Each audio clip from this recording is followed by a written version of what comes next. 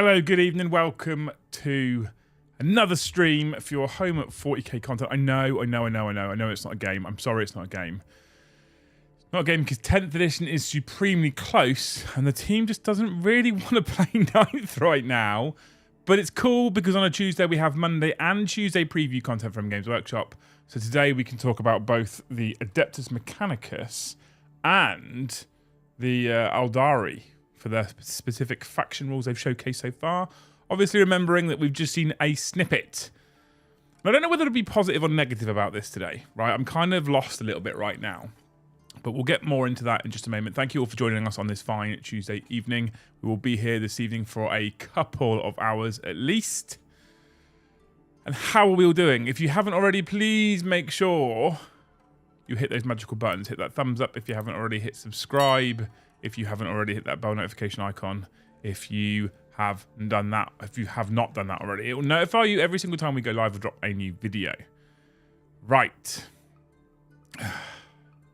And here was me thinking we'll have a World Eaters versus Aeldari 10th edition game. Is the bot not working, Des? Is that true? Let me just check Nightbot quickly, team. Okay, we won't be long. Won't be long. Anyway, how are you all doing on this fine Tuesday? I need to say Wednesday and Tuesday evening. How are you all coping? How was your weekend? Hope you guys enjoyed yourselves this. Open the YouTube app on your phone and press 25. YouTube app crashed. Yes, this is me. 25.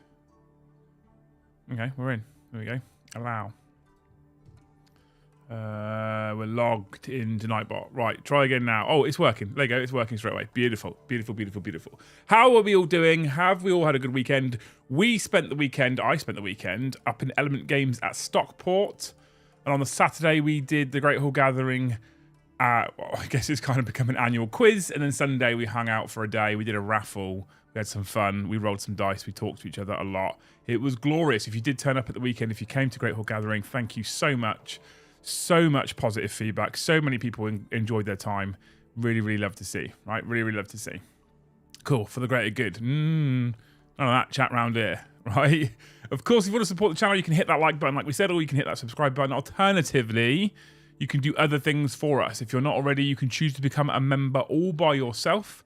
It is probably the best way of supporting the channel because we're not relying on the peaks and troughs of gifted memberships and you people are choosing to spend your money on supporting the channel. There is many different levels that offer many different benefits. We've stuck another behind the scenes photo up for the Huskars today. So you can choose to become a member all by your own, or all by yourself. If not, you can super chat. If you want to super chat, stick a donation on. If it's less than £10, less than $10 actually, she won't read it out, but I will get to it. I promise. If it's more than 10, then Amy will read it to you in her beautiful dulcet tones. And then finally, if you haven't got anything to say, but you want to donate more than just becoming a member all by yourself, then what you can do is you can gift memberships, which gives other people a peek behind the curtain, lets them have a look at what's going on, lets them come and hang out in the Great Hall Discord server. But you don't have to find something to say. You don't have to find something for Amy to read out. Much like Schooner and his 5 gifted. Pleasure to meet you at the weekend, dude. Thank you so much for coming, and thank you for the 5 gifted memberships. You are amazing. Great Hall Gathering sounded pretty cool, but on a scale of 0 to Warhammer Fest, how was the queuing? We didn't get anywhere near them with queues, I'm afraid. We had almost no queues at all. There was maybe a 30-second to a minute queue for the pizza in the evening, and that was about it. So let ourselves down there. Alex Randall, thank you for the 1 gifted membership. You're a hero. JK with the exclamation mark M4H. I shared a video on Instagram on my story from Models for Heroes. So some people have been asking me about Models for Heroes. Go check out that story on Instagram. It's just at Liam Dempsey Official, I think, on Instagram. You can check it out there. And that will give you more detail as well. Jack, well, thank you for the gifted membership. Look at this. 8 already. 7 maths. 7 already. Ooh. Ooh. You have to add the stuff and things, and I. It would be great if we hit the monthly total tonight. I'm just saying. I'm just throwing that out there. But thank you so much to everybody gifting already. All 200 of you straight away. Always blows me away how many people watch the show. I always expect like 10, right? I always expect like 10 people to watch, and that's it. Anyway, yes, Great Hall Gathering was incredible. And as discussed with the guys at Great Hall Gathering, we're going to continue to organise hangouts because it's just a really nice thing to do. There's tons and tons and tons and tons and tons and tons and tons of tournaments out there for competitive players. And there's not enough just get together and hobby and enjoy yourselves. So that's what we're trying to do, right? Right. Anyway, I really want participation from you guys in this one. I really want to know what you guys think, because I don't know whether I'm being fair here or not, right? Adeptus Mechanicus, Aeldari. 2 factions that I play. Aeldari has been a lifelong favourite, a faction I've enjoyed playing forever, and I've been through peaks and troughs with Aeldari. So I went through the peaks of silly 7th edition with them and D-weapons and nonsense, and I've had the troughs of trying to run Simhan in 8th edition when I only have 5 command points, right? So an army I've loved forever, and the rules have come out, and I am not sold on them, and it's not necessarily because I think they're bad. I don't think they're bad, to be clear. I just don't like some of what I've seen. AdMech yesterday was similar, in an edition where they're reducing the lethality and monumentally cutting down on rerolls. These last 2 previews, these last 2 samples they've shown us, and again, I'm conscious I'm breaking my own rule here. We've seen snippets, but these last 2 previews they've shown us show us tons of mortal wounds and tons of rerolls. And I'm getting, if I'm honest with you, chat, I'm getting really fucking sick and fed up of, like, why would the marketing team use a statement like, we're reducing rerolls, we're dropping lethality, we're taking away auras, and then all the previews they show us rerolls and auras and lethality. And it might actually, in fact, be the case that lethality across the board has been reduced. It might be that rerolls have been reduced. And it might, in fact, also mean that auras have been reduced. In fact, I'm sure all 3 of those things are true. But if those things are true, why only show us the things that essentially break the statement that you've made? And that's what we're seeing so far. We'll go into this a bit more in a minute with the 2 faction rules. I'm going to pull them up on screen. I'm going to read them to you people. But I don't get it. I don't get it. I don't get it. I don't get what they're doing. Anyway, Jill, thank you for the 5. Scott Stapley, thank you for the 5. Jill, you're amazing. Good to see you this weekend yet again. You hero. Scott, thank you for the 5 as well. You're also a legend. On track to hit the monthly target tonight. We can do it. What date is it? It's the 16th of May. We're basically in the middle, right? Will, thanks for survive. Can't hang around, still working. Keep up the great work. Love you, Will. You keep up the great work too if you're still working at 7:30 in the evening. Hopefully you're not working for too much longer, man. Love you. Pip, thank you for the 5. Lovely to meet you this weekend. All these great people I met this weekend, right? I really want to not think even participating is a bit much. One of them days, huh? One of them days. Anyway, I'm going to get the web page up for the Adeptus Mechanicus. We're going to start there because they were yesterday. Okay. And we're going to talk about AdMech. We're going to read the article as usual. Feel free to interrupt me whenever you want. Although it does need to be a 10. If you put a normal super chat in, I'll get to it anyway.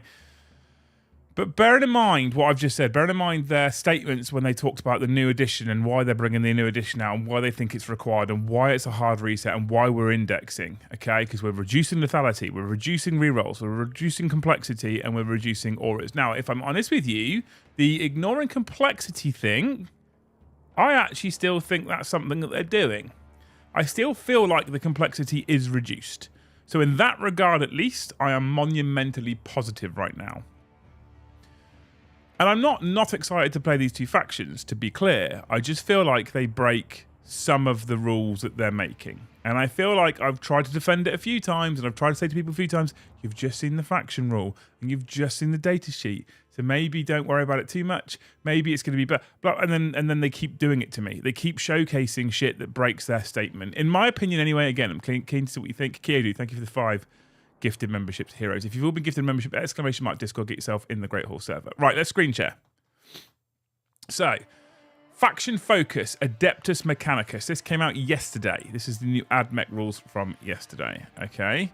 The Imperium is hard pressed. The Imperium is as hard pressed as this has ever been, and the Adeptus Mechanicus are forced to take the defense into their own hands, pincers or prehensile mechadendrites. The Tyranids are quite happy to devour what flesh remains, and the loss of any forge help will spell disaster for the Imperium's war effort. Into this new age of war march the Skitarii legions and maniples of esoteric battle servitors, guided by the machine-like intellect of tech priests. Their strange and wonderful weapons have had a fair few upgrades in the new edition, so today we're taking a look at their toolbox. Overview. The Adeptus Mechanicus remains one of the premier shooting armies in Warhammer 40k, with a distinctive technology giving them all sorts of tricks on the battlefield. In particular, the brilliant tactical skills of the tech priests improve battle line units in close proximity, working together as a cohesive whole, just like the great machines of Mars. Sounds a bit like an aura to me, that one, personally, right? Faction rules. Okay. Moving slowly from a carefully coordinated defense to an all-out attack is a strategy here, as cyborgs and automata are reprogrammed on the fly to respond to enemy tactics. Here's the army rule, okay? So this is what every single AdMech army is going to have access to in the whole of 10th edition, no matter what detachment they choose. They're all going to have access to this. Doctrina imperatives. At the start of the battle round, you can select one of the Doctrina imperatives below. Until the end of the battle round, that Doctrina imperative is active for your army, and all units from your army that have the Doctrina imperatives ability gain the relevant abilities below. I'm hoping that Doctrina imperative ability is essentially applied to all AdMech, and I'm hoping it's not selected data sheets here and selected data sheets here, and other ones have got Cult Mechanicus, and other ones have got this, other ones have got that. I'm hoping that's the case, to keep it really simple, because if that's the case, it is simple. FYI, I think this is really strong, but I also think it's quite narrative, right? So if you select the Protector Imperative, and this is each battle round, and it's at the start of the battle round, each battle round, right? Protector Imperative. Ranged weapons equipped by models in this unit have the Heavy ability. What that means is, if they stay still, they get +1 to hit. Simple as that, right? That's it. Already quite good, okay? So if your whole army stays still, assuming they stick with Ballistic Skill 4+ on most things, it's going to go to Ballistic Skill 3+. Is it an assumption? We don't know. They maybe have gone to Ballistic Skill 5+. I don't see that they would do that for AdMech, but maybe they have.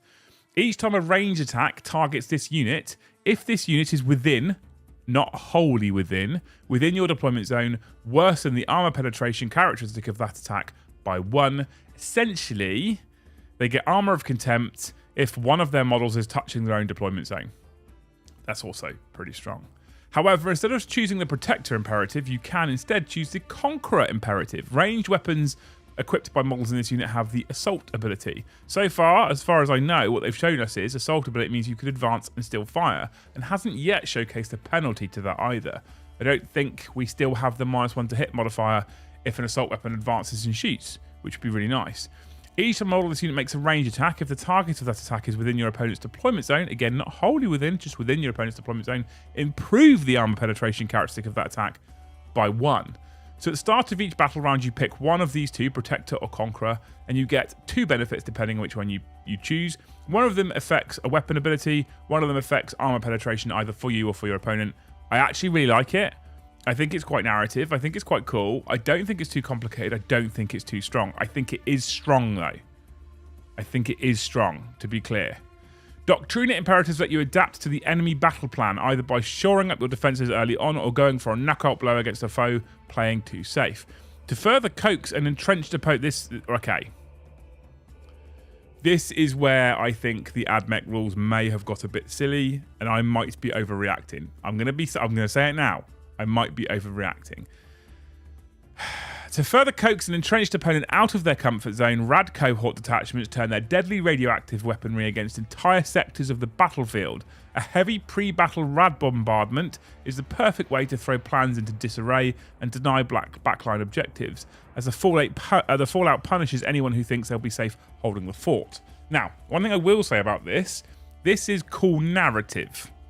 It's very cool narrative. So you have your Protector Imperative or Conqueror Imperative, and if you have the Rad Cohort as your detachment, which at the start of 10th is the only one you can take, this is a bit silly. Rad Bombardment, Battle Round 1, Bombardment. At the start of the first battle round, for each enemy unit within your opponent's deployment zone, which is typically all of them, unless they infiltrate, your opponent must decide whether that unit will take cover or stand firm. If a unit takes cover until the end of the battle round, that unit is battle shocked. So objective control 0, cannot be impacted by strats, must take desperate breakout if it's in combat. Let's face it, that last one's probably not a risk. They're probably not going to be in combat, but they can't. The big one there is they won't be able to be impacted by any stratagems whatsoever. Their objective control being 0, if we assume they're going to keep scoring from battle round 2 onwards, is also not a massive issue. So the big thing there is they can't take strats. However, if you choose to stand firm, at the moment, I don't see any situation why people think they're going to stand firm. But if you choose to stand firm, roll 1d6 for that unit, and on a 3+, it suffers D3 mortal wounds. Now, if it's me and I'm playing against AdMech at the moment, I'm thinking that I'm just going to take cover for everything and I'm just going to suffer battle shock because it doesn't really hurt me. Because all I won't be able to do is use a stratagem. Okay, cool. I save a CP. Not really a problem. That's my gut instinct, but I don't know how negatively that's going to impact missions yet if I'm battle shocked on turn 1, but we'll see. Battle round 2 onwards. At the start of your 2nd, 3rd, 4th, and 5th battle rounds, roll 1d6 for each enemy unit within. Again, not wholly within your opponent's deployment zone. On a 3+, that unit suffers a mortal wound. There's just a ton of mortal wounds, and the thing that really gets me here about the whole thing, about bombardment, about fallout, is it's just doing mortal wounds. We're back to non-interactive bullshit. Now, I see people in chat already saying I don't think it's that bad and you're only going to get a few mortal wounds. It's still non-interactive bullshit. It's still, I roll a dice, you take mortal wounds. I roll a dice, you take mortal wounds. I roll a dice, you take mortal wounds. And that's why I really don't fucking like it. I've said that forever. Anything where I roll a dice, you take damage, you can't do anything about it, is bad for the game. Now, mortal wounds being incredibly powerful and turning up every now and again, I'm actually okay with that because they're a rarity and then they feel very special when they do something. But we're seeing devastating wounds on an absolute, immense amount of weapons. And devastating wounds is a critical wound, which is a 6 wound, does the damage as mortal wounds instead. So in addition, that is less lethal. So far, almost every armor we've seen has something with devastating wounds on its data sheet for a weapon profile. We've got rad bombardment. There seems to be mortal wounds everywhere. And that's not a good thing for the game. Okay? When they're trying to sell you less lethality, when they're trying to sell you more interactivity, and then they drop this is just same shit, different edition, in my opinion. Hey, unit spotlight. Forge rods are often saturated with radiation as a result of their industry, but instead of being seen as deadly affliction, these invisible gifts is turned into a powerful weapon against the enemies of the Omnissiah. The sheer presence of Skitarii Vanguard squads disrupts and debilitates those who get too close. 6-inch move, toughness 3, 5 up save, 1 wound, leadership 7, objective control 2. No real surprise there. Architect pistol, devastating wounds. Straight away, look, pistol, devastating wounds. Cool. So the sergeant, the alpha, can take an architect pistol, which on a 6 wound does a mortal wound instead of actually damage. Straight away, mortal wounds. Art rifle, anti-vehicle 4+, devastating wounds. Now, I don't know if you guys have triggered worked out how this works. An anti-vehicle 4+ means that it triggers a critical wound on a 4+. So people go, oh, it means it auto wounds vehicles on a 4+. No.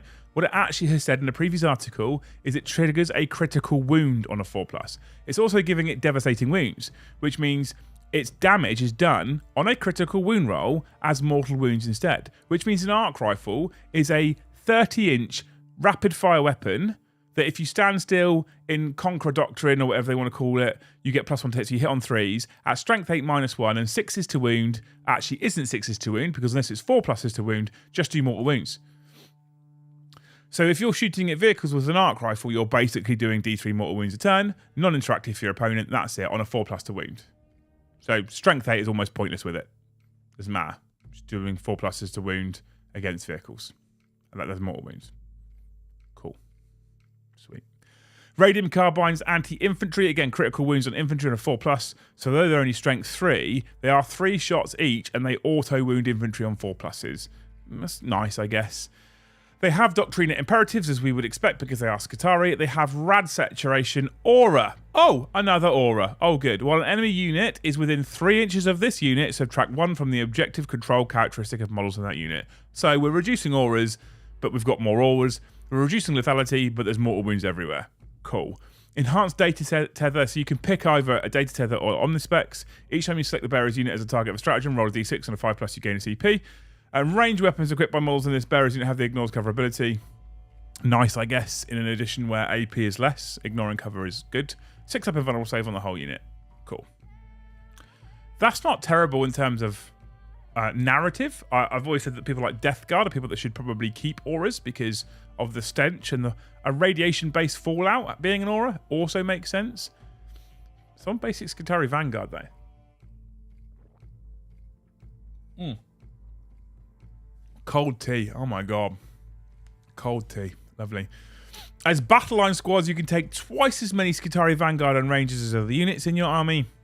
But the benefits don't stop there. Several other Adeptus Mechanicus units have abilities that improve when they're near their battle line comrades, such as Sicarian Ruststalkers, who double their bonus to movement and charge distance from Optimized Gate. This gives Adeptus Mechanicus infantry the feeling of a well-oiled machine. So Optimized Gate is an ability on Ruststalkers and our infiltrators. Add 1 to advance and charge. If you're within 6 inches of a battle line, add 2 to advance and charge.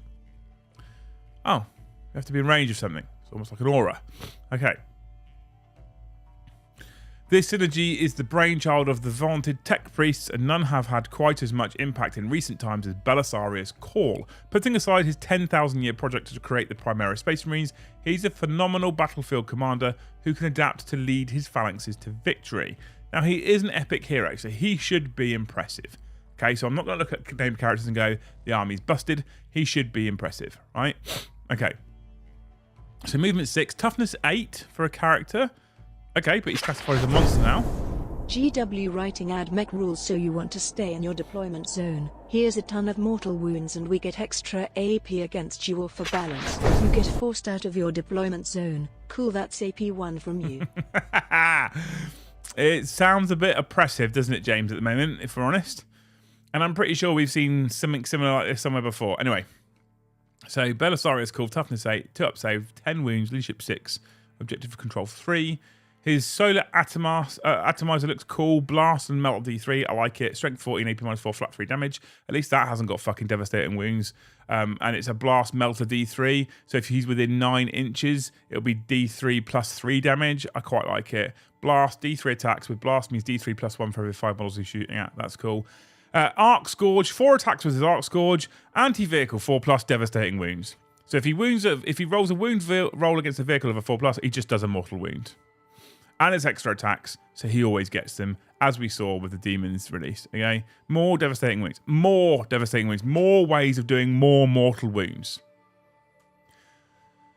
Vehicles are super tough, but we're going to give things anti-vehicle 4+ devastating wounds. So don't worry about how tough they are, because I'm just doing mortal wounds here. Doesn't matter. Calls on the sign Axe. That's cool. You know, it's 4 attacks. Strength 8 -2, 2 damage is pretty sweet. Mechadendrite Hive is also extra attacks, so he'll always get these as well. But let's face it, they're not that impressive. Okay. Canticles of the Omnissiah. He gets to pick one on the left-hand side. We'll go through those in just a bit. Mechanicus Bodyguard. While he's within 3 inches of Mechanicus units, he gains Lone Operative, meaning that he can't be targeted unless the enemy's within 12 inches of him. And self-repair mechanisms at the start of your command phase. He regains D3 wounds as he self-repairs. Cool and narrative. I like it. Invulnerable save 4+. So, his Canticles. All auras. More auras. But they did say that the big name characters would have the auras on the battlefield. I mean, they didn't say that Skitarii Vanguard would have them, but they did say that these guys would have them on the battlefield. Invocation of Machine Vengeance. While AdMech units within 6 inches, reroll hit rolls of 1. Mantra of Discipline. While the unit's within 6 inches, you can each time you take a battle shock test, you can reroll the battle shock test or leadership test. Shroud Psalm, the one that you'll see the most, I think. Whilst the unit's within 6 inches, it has the stealth ability. Okay, he's cool. Weapon Spotlight. Here, people, here's how we sell more Dune Crawlers. Because everybody has put the neutron laser on them for the last 2 editions. We want to sell more Dune Crawlers? Let's make the eradication beamer semi-decent. Many of the weapons carried into battle by the Omnissiah servants aren't found anywhere else in the Imperium, as they make use of strange technologies guarded jealously by Mars. The impact these weapons can have is often mesmerizing, as crackling death beams turn organics into slurry or burst them into constituent atoms with only the faint smell of ozone left behind. One such weapon is the Eradication Beamer, a large directed energy weapon mounted on the Onaga Dune Crawler. While its raw statistics are largely similar to its previous incarnation, the addition of sustained hits D3 piles on plenty of extra attacks when the blast hits mark. Right. So Eradication Beamer. Blast, sustained hits D3, D6. It's D6 plus 1 for every 5, and every 6 to hit gains an additional D3 shots. At strength 9 -2, 2 damage. Focused is the same. Blast, sustained hits D3. It's still D6 shots, right? Still...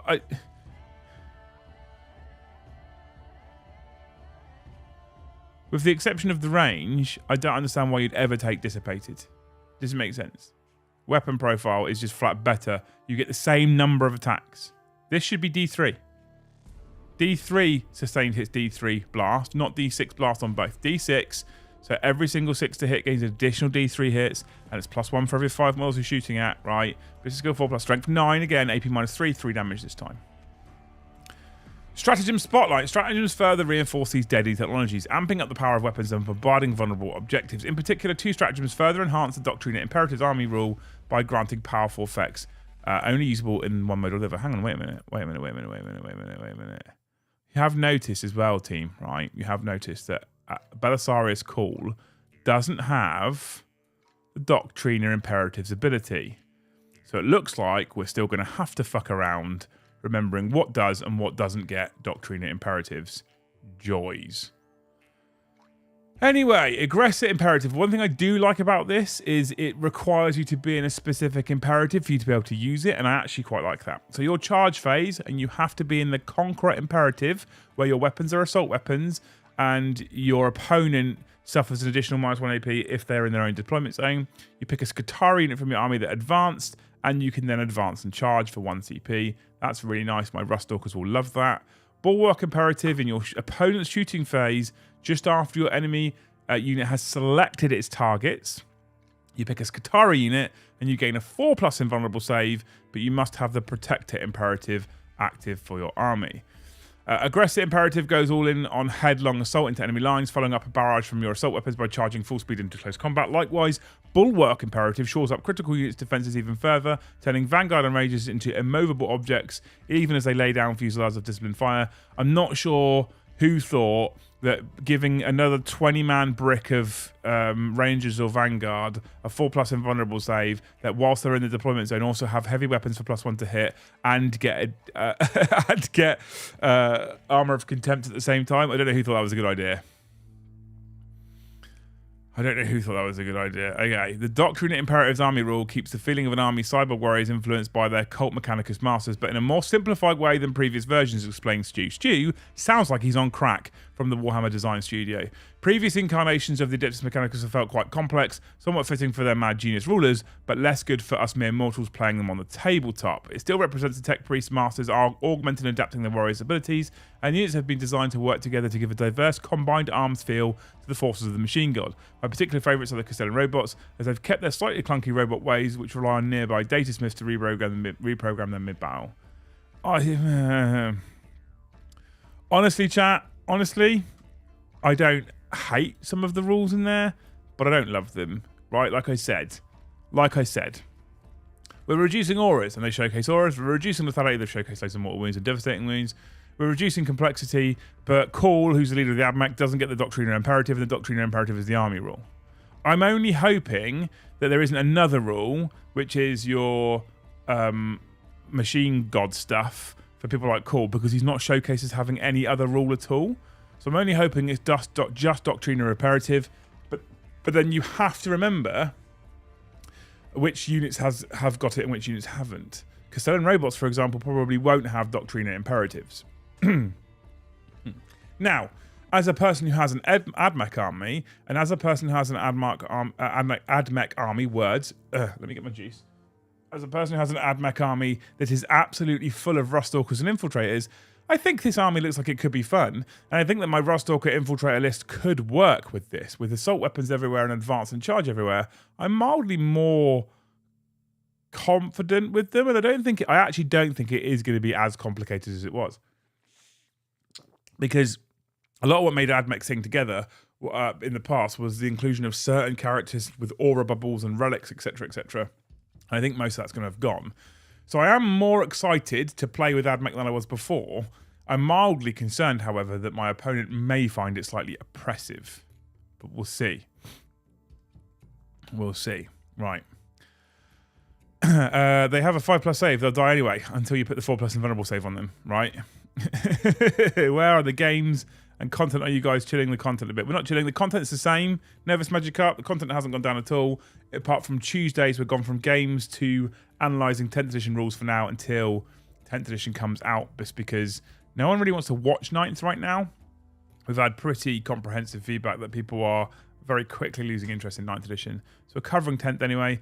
Covering 10th instead, I should say. Don't worry, Joe will be back on Thursday, and I think Brom's here as well, and we will have a game. We will have a game on Thursday night. Yes, that's right, Thursday night. Thursday night will be another game. Wrong cup, says Rambo. No, not the laptop. We're fine, okay? In the meantime, big shout out to Rambo for the 5. You're a hero. Got home before 9:30 on Sunday, so managed to not get told off. That sounds good. And Holy, thank you for the 5. Are you wetter than an otter's pocket for a Space Elf rules? I mean, tournament me is quite happy for it. To a point, I guess. But let's have a look, shall we? Let's jump into the Eldar rules. Once I've read through these, we will then talk about these as faction-specific rules, right? So let's screen share again. Let's go back into Warhammer 40,000, faction focus, Aeldari. Unlike those upstart humans whose petty concerns have set the galaxy aflame, the Aeldari had already seen the ruin that chaos can cause before mankind had thought to hit one stone with another. This ancient race exists on the brink of extinction, but make no mistake, their elegant weaponry and finely tuned psychic ability to manipulate fate make even the lethal force to tangle with in the new edition of Warhammer 40k. Eldar have a history of being broken as shit, right?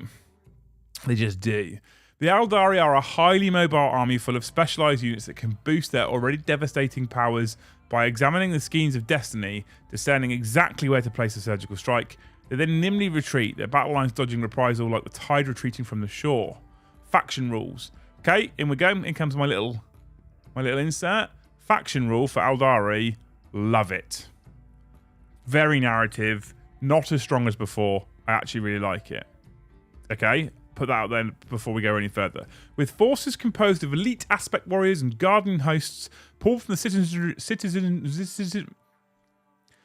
citizenry of their craft worlds, Aeldari commanders scry the strands of fate to find the most advantageous threads of the future. Aeldari army rule. Strands of fate. It's wordy. Stick with me, chat. It's wordy. Right. If your army faction is Aeldari, at the start of the battle, make a Strands of Fate roll by rolling 12d6. But remember, start of the battle. This isn't each battle round, right? If you wish, you can then re-roll all of these dice, but if you do, roll one less d6. You can continue re-rolling all of the dice in this manner, rolling one less d6 each time you do, until you are satisfied with the results rolled, or until you only have a single d6 remaining. When you are satisfied with the results rolled, those remaining dice become your fate dice for the battle. These results cannot be changed or re-rolled further unless a rule specifically states otherwise. Keep your fate dice to one side. This is your fate dice pool. It's like seers plucking at strands using their runes. I love it. I actually think this is really narrative, right? And it's really cool. Before making a dice roll for a model or unit from your army with the Strands of Fate ability, if you have one or more dice in your fate dice pool, you can use one of those fate dice. To do so, select one of those fate dice to substitute that dice roll. That dice that is being substituted is not rolled.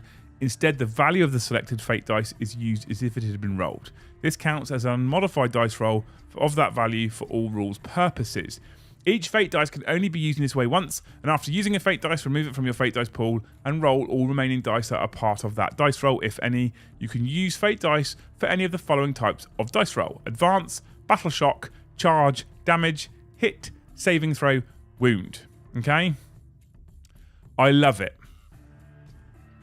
I love it. It's very, very narrative, right? It's very, very narrative. It doesn't seem too powerful. I think it's less reliable than old fate dice. I think you're going to get less fate dice. Well, you are going to get less fate dice than previously, where you would get 4 a turn every turn for 5 turns. So previously you get 20 fate dice, and whatever you got, they were all counted as 6s. This is now working like miracle dice. So if you have a 3 in your pool of fate dice, it doesn't now count as a psychic test. It just counts as a 3. And so you put it into a hit roll, and it counts as a 3 to hit. And I actually prefer it. I think it's more narrative. I think it is less powerful than before. It's wordy, and I still don't think it's that complicated. It is wordy, but once you read through it, it actually makes a lot of sense, right? I really love the new Strands of Fate rule. I'm a big fan of these, and they are less powerful. Okay. This army rule generates a pool of dice that can be substituted for your natural dice rolls each battle round. You can re-roll to fish for more fortuitous results, but each attempt to glean a better outcome reduces the pool. I like that part about it as well. You can re-roll all of your fate dice as many times as you want. You can re-roll them 11 times, right? You can re-roll them 11 times, but then you end up with 1 fate dice for the whole game. So if you push the scheme too hard, if you push and pluck at the strands of fate too hard, you end up with less of a guaranteed outcome because you've pushed too hard. I can see players maybe re-rolling once or twice, but I don't see them re-rolling past that because you're going to want 10 dice, because 10 fate dice across the whole of the game means maybe two per battle round you're going to use them, right? It's not that much. That's the other thing. It's a whole army rule that, although is cool, will only really be used in clutch moments. I kind of feel like this one is better than even miracle dice, because miracle dice you can just generate a shit ton of them. This is really nice. This is a good job. Okay, this part is a good job. Moving on, the Aeldari Battle Host detachment rule takes this mastery of fate further, letting you re-roll 1 hit and wound roll each time you shoot or fight. You know that statement they made about reducing re-rolls? Fuck that. Every single army gets master artisans now. They've not suffered for a millennia to fail on a vital coup de grace, right? Remember this. Let's read this. Unparalleled foresight, detachment roll. Each time an Eldar unit from your army is selected to shoot or fight, you can reroll 1 hit roll and you can reroll 1 wound roll when resolving those attacks. Remember in 9th edition where they were coming away from rerolling 1 hit and 1 wound and letting you reroll 1 hit or 1 wound because it was considered too powerful? It's back. And it's rerolls. Sigh. They were doing so well with Strands of Fate. This potent combination allows a canny Aeldari player to treat crucial dice rolls as mere suggestions, plucking victory from the jaws of defeat. This is my favourite faction, and it's just so unthoughtful. Like, if you consider how much thought has gone into Strands of Fate and how it works from not just a narrative perspective, but from a rules perspective and how it interacts with the game, and it's not too powerful. It's less oppressive than what we've currently got. There's nothing worse than me sit there with 3 saving throws and you shoot at something and I go, 3 invulnerable save 6s. There you go. I'm fine. Like, there's nothing like that's really oppressive. This is something that you cut. This reintroduces that random element of 40k that I love. The new Strands of Fate dice, because you can re-roll those Fate dice 3 times and not get a single 6. Right? That is in fact possible. Not get a single 6.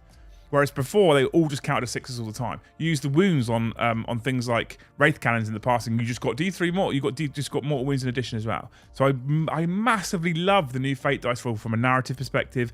It's more 40k, it's more random, it's more fun, it's more interesting. And then they drop this dog shit. We put loads of effort into the faction rule, so fuck the detachment rule.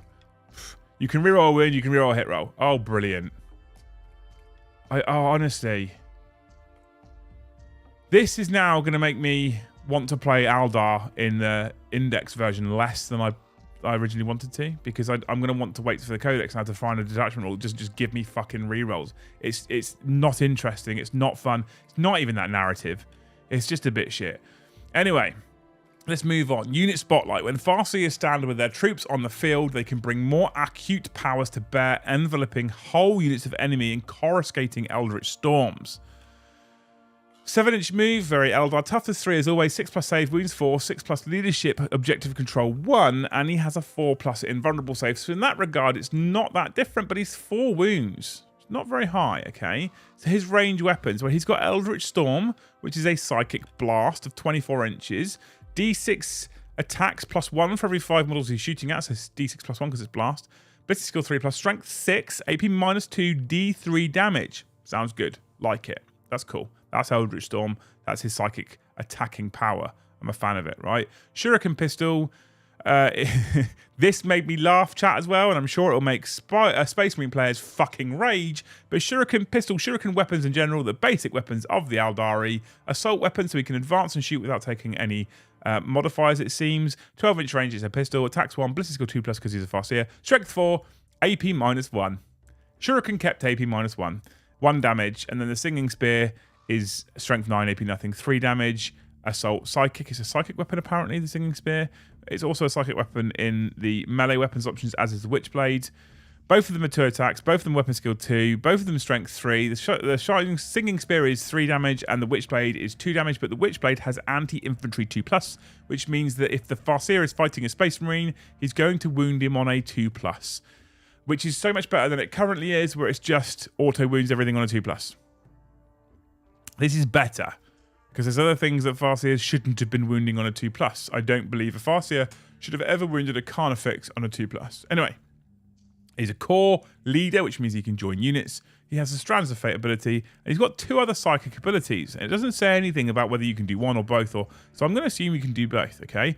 Branching Fates. Once per turn, so 10 times a game, when you use a Fate dice to substitute a roll made for a model or unit within 12, which is a big distance for this actually, of a Farseer model from your army, one model from your unit with this ability can use it. If it does, the result of that Fate dice is changed to a 6. So you remember how I just said it's less oppressive because it's not always 6s? Well, if you're using it on units within 12 inches of a Farseer, you can just change that result to a 6. But you can only do it once per turn. It does, however, mean that if you only have 10 Fate dice, and you specifically only use 1 per turn every turn, and you always make sure that those Fate dice are within 12 inches of a Farseer who's alive, then they're all going to be 6s. You've got 12 6s there. But I'm thinking that's rare, right? I'm thinking that's not all that common, okay? So I'm thinking this is going to be clutch on a couple of occasions, but you're not just suddenly going to see people with all 6s for Fate dice again. It then has Fortune, an old classic which used to be giving out Feel No Pains to units. In your command phase, you can roll 1d6 on a 2+, select an Aeldari unit within 12 inches of the Psyker, and until the start of your next command phase, each time an attack targets that unit, subtract 1 from the wound roll. Love it. Perfect. Fortune. That's good. I feel like it's better than the Feel No Pain. It doesn't slow things down. It's less extra rolls. They could have said, gives a Feel No Pain 5+, like the old rule. I actually like this. I think it's cool. Okay, big fan. So on the whole, I think the Farseer is pretty good. I find it interesting Shuriken pistols still have AP -1. A Farseer's ability to pass Branching Fates allows them to make your Fate dice go even further, changing the result to a 6. So you might want to hold on to these low rolls. Fortune allows them to bless a unit, worsening incoming wound rolls by 1. Handy when your gardening defenders are sitting at toughness 3. And unlike their psychic peers from the other lesser races, Aeldari do not suffer damage if their powers fail, which is quite tasty. But that's a good point to remember as well, right? When you are rolling your 12 Fate dice and you see 3 1s in there, but you also know you've got 2 Farseers on the table, it looks like you're going to be able to substitute those 3 1s for 6s if you want to. Brilliant. Sisters don't have that. Sisters don't have that ability. Okay? So that's interesting. Anyway, Guardian Defenders.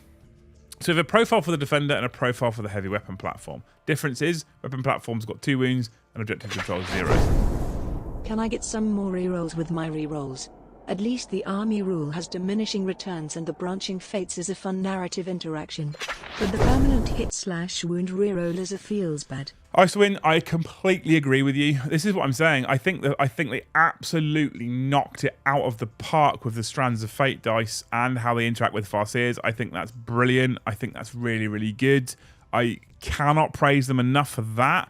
I just hate the whole reroll, hit roll, reroll, wound roll. It doesn't seem original. It doesn't seem like there's much thought gone into it. Maybe there's a narrative reason behind it. I just don't think. I mean, I don't like rerolls anyway. You guys know this, right? I'm not a fan of rerolls on the whole. We all use them in 9th and 8th because you have to, but I really don't like them. And they're there, right? Anyway, we go into range weapons. We showcase the missile launcher, the Bright Lancer, Scatter Laser, the Shuriken Cannon, the Star Cannon, the Shuriken Catapult. So you've got the majority of the Aeldari range weapon armory here on this profile because they're showing you Guardians. Some interesting points of note. Star Cannon is up to strength 8. AP3 still, 2 damage. And AP3 is good in 10th edition, right? It's very good in 10th edition. Shuriken Catapults, the bog standard weapon of the Aeldari, are now 18-inch strength, 2-attack assault weapons. So basically the same as they are now. But the ballistic skill 3, strength 4, and they keep that -1. The only thing I will say when I say about Shuriken weaponry keeping its -1 across the board is that Shuriken weaponry has also lost the ability to go to AP -3. Okay, that's not there anymore from what I can see. The cannon, however, gains sustained hits and still 3 shots. So you roll 3 dice, and for every 6 to hit, you'll gain an additional hit. I actually quite like that. That's cool. Scatter Laser 6 shots, but down to strength 5. Again, no AP 1 damage. The Bright Lance is interesting. A one-shot weapon at strength 12, -3, D6 +2. And you can use fate dice for damage for flat 8 damage. Not forgetting that you put a Bright Lance on this weapon platform, or on anything for that matter, you get to reroll a hit roll and a reroll a wound roll. That one attack at strength 12 doesn't seem all that bad after all. And the missile launcher, it's interesting that the crack version is up to strength 10 as well, -2 D6 damage. Okay, all in all, pretty standard. I'm just a little surprised that Shuriken weaponry kept -1. Not sure. Okay. Strands of Fate, of course. Defenders of Fate. At the end of your command phase, for each objective marker you control that has one or more units from your army with this ability within range of it, roll 1d6 and add it to your Fate dice pool, displaying the result you just rolled. I don't understand this narratively. I mean, it's cool, and gaining more Fate dice from Guardian Defenders is cool, and if you have a Farseer nearby, changing them to 6s as well, it's really, really nice. And if you have 3 units of Guardians on 3 objectives, gaining 3 Fate dice a turn is actually very strong. Very strong, okay? Crude platform. When the last Guardian Defender model is destroyed, the platform's destroyed. Cool, okay? They're good. I'm not in the Defenders of Fate thing. I don't feel like it fits narratively necessarily for Guardians.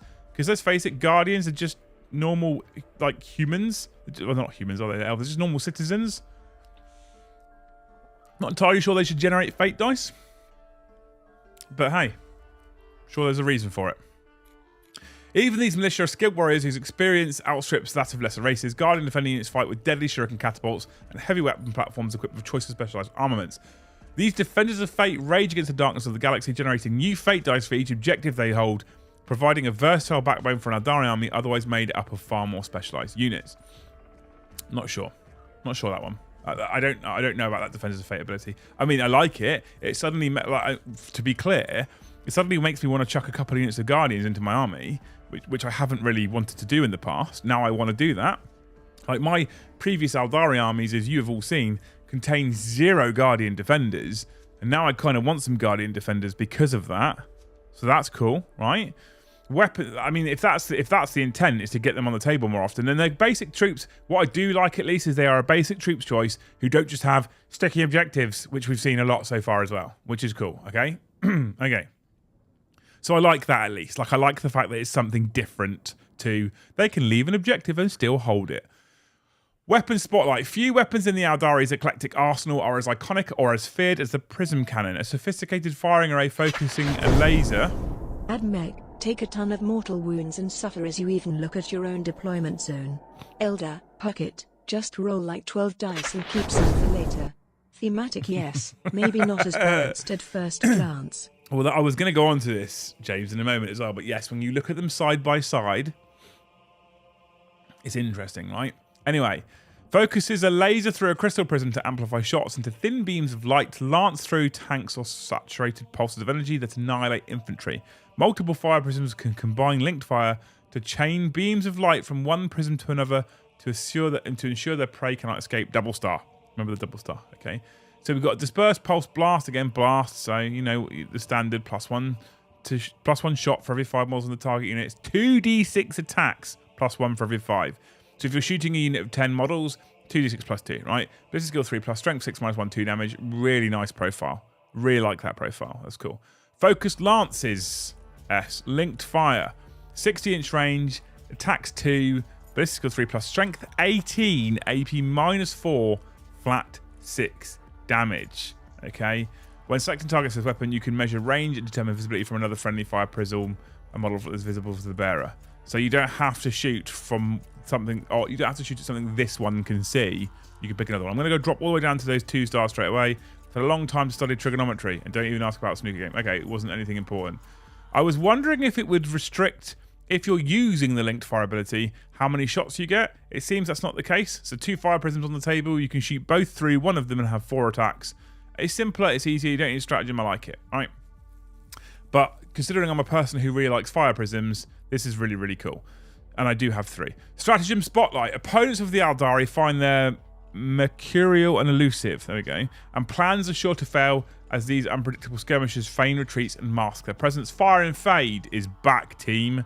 Fire and Fade, 2 CP. When end of your shooting phase, one Eldari unit from your army can make a normal move It cannot embark within a transport at the end of this move, and you cannot select an aircraft unit or a unit within an engagement range of one or more enemy units until the end of the turn. The unit selection is not eligible to charge. So you can move out 7 inches, shoot, spend 2 CP, jump back 7 inches behind cover. That's now a thing again, but it is a 2 CP stratagem. Remembering you start the game with 1 CP in your first turn. And if you're going second, you may have those 2 CP, but then you're using no other stratagems, you're just using Fire and Fade. So it's 2 CP. A lot of us would have probably historically gone, 2 CP isn't that bad. 2 CP isn't that bad, right? It wouldn't. But now it's a problem. If I go first as an Eldar player, I gain a CP, I can't use this stratagem in my first turn. So if I step a unit out to shoot, I cannot Fire and Fade currently. Okay, that's cool. Right. The Battle Host detachment has mastered the deceptive style of warfare using the well-honed Fire and Fade to unleash blistering barrages of firepower before ducking out of range. Here's the other thing, right? This is a Fire and Fade Battle Host strategic ploy, which means if you take a different detachment, you probably won't have access to Fire and Fade. It's cool, right? I like it. The other thing as well is on a unit, any unit. Tasty. Like it. Word from the studio. The Aeldari army rule is inspired very much by their scrying of the future and their attempts to alter the course of fate itself in order to secure victory and save the race from extinction, says Robin from the Warhammer Design Studio.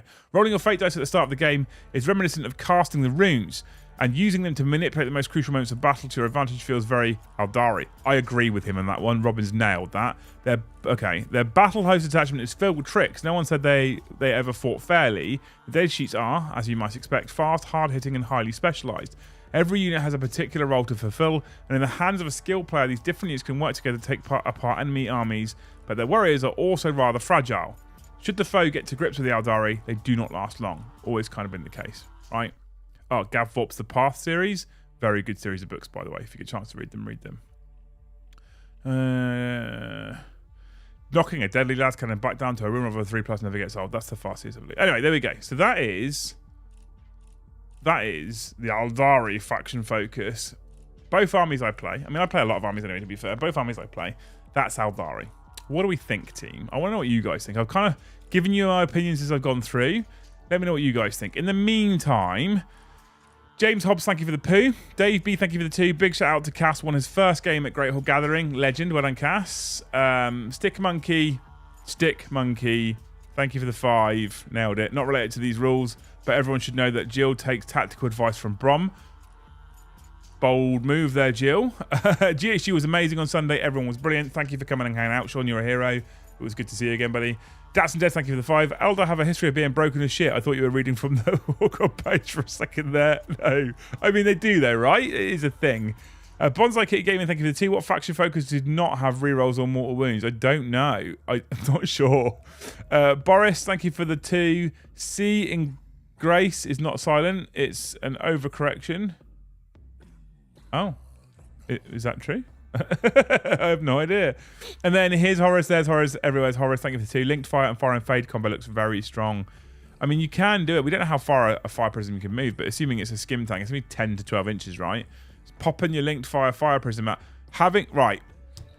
Problem is, here's Horus, there's Horus, everywhere's Horus. Depending on how it works, you fly 1 Fire Prism out. Your other 2 Fire Prisms can see that Fire Prism but are hidden behind cover. You fire this one through that one. You fire this one through that one, then this one fires and jumps back. All 3 Fire Prisms safe.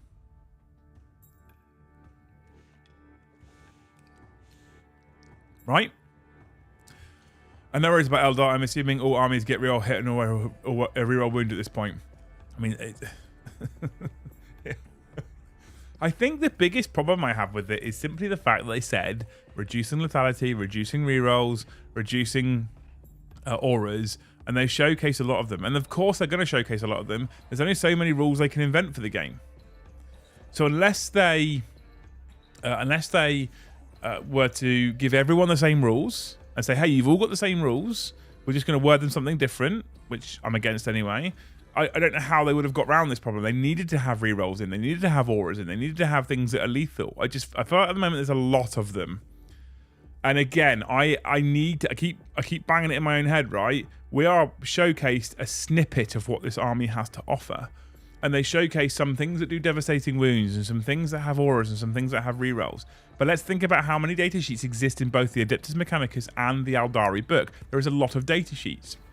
And it is possible that they're showing us some of the best, and they're not showing us everything that exists in the codex. And actually, when you take the whole thing into context, you take the whole thing in, and you look at all as one big package, there is not that many mortal wounds, there's not that many rerolls, and there's not that many auras. That being said, Eldar having a reroll, hit, and wound roll for everything is very, very good. It's one of those custom traits that people had on other armies that would always take as their custom trait because it's just good. And the thing that gets me that rule specifically, so much narrative into the Strands of Fate role. I would argue, despite the fact that I don't like the rad saturation stuff from the rad cohort, so much narrative goes into that. There's a rad bombardment in turn 1, and then there's fallout for the next 5 turns. It's incredibly narrative. It's the sort of thing you would have seen people doing in narrative missions in the past. The narrative behind it's really cool. But the fact that my army now can stand in my own deployment zone and just take mortal wounds from the Adeptus Mechanicus is a bit shit. And the fact that if I also stay in my deployment zone, I'm suddenly -1 AP for everything that shoots at me if they decide to put on the Conqueror protocol, whatever the fuck it is. It's just a bit... Non-interactivity is bad in the hobby in general. In a game with 2 players stood at a tabletop playing against each other, non-interactivity is bad. Right? It's bad. I see a few people when they're mentioning invulnerable saves. No rule so far showcasing ignoring invulnerables. No. And I'm pro that as well. So, if we assume as well that Storm Shields are not changing to a 3+ invulnerable save like they used to be, and they're staying at best as a 4+ invulnerable save, I think that invulnerable saves become incredibly important again. In fact, invulnerable saves become invulnerable again. Right? They actually become invulnerable again. Currently, invulnerable saves aren't invulnerable. That face was great, right? I'm just taking a sock off because I'm warm. So currently, invulnerable saves aren't invulnerable. You shoot them with a fire prism, you swing at them with Bellicor, you don't get them, there's no save, you're dead. Right? And that's bad. Again, non-interactivity, it's bad. Invulnerable saves are invulnerable again. I love the rad bombardment thing.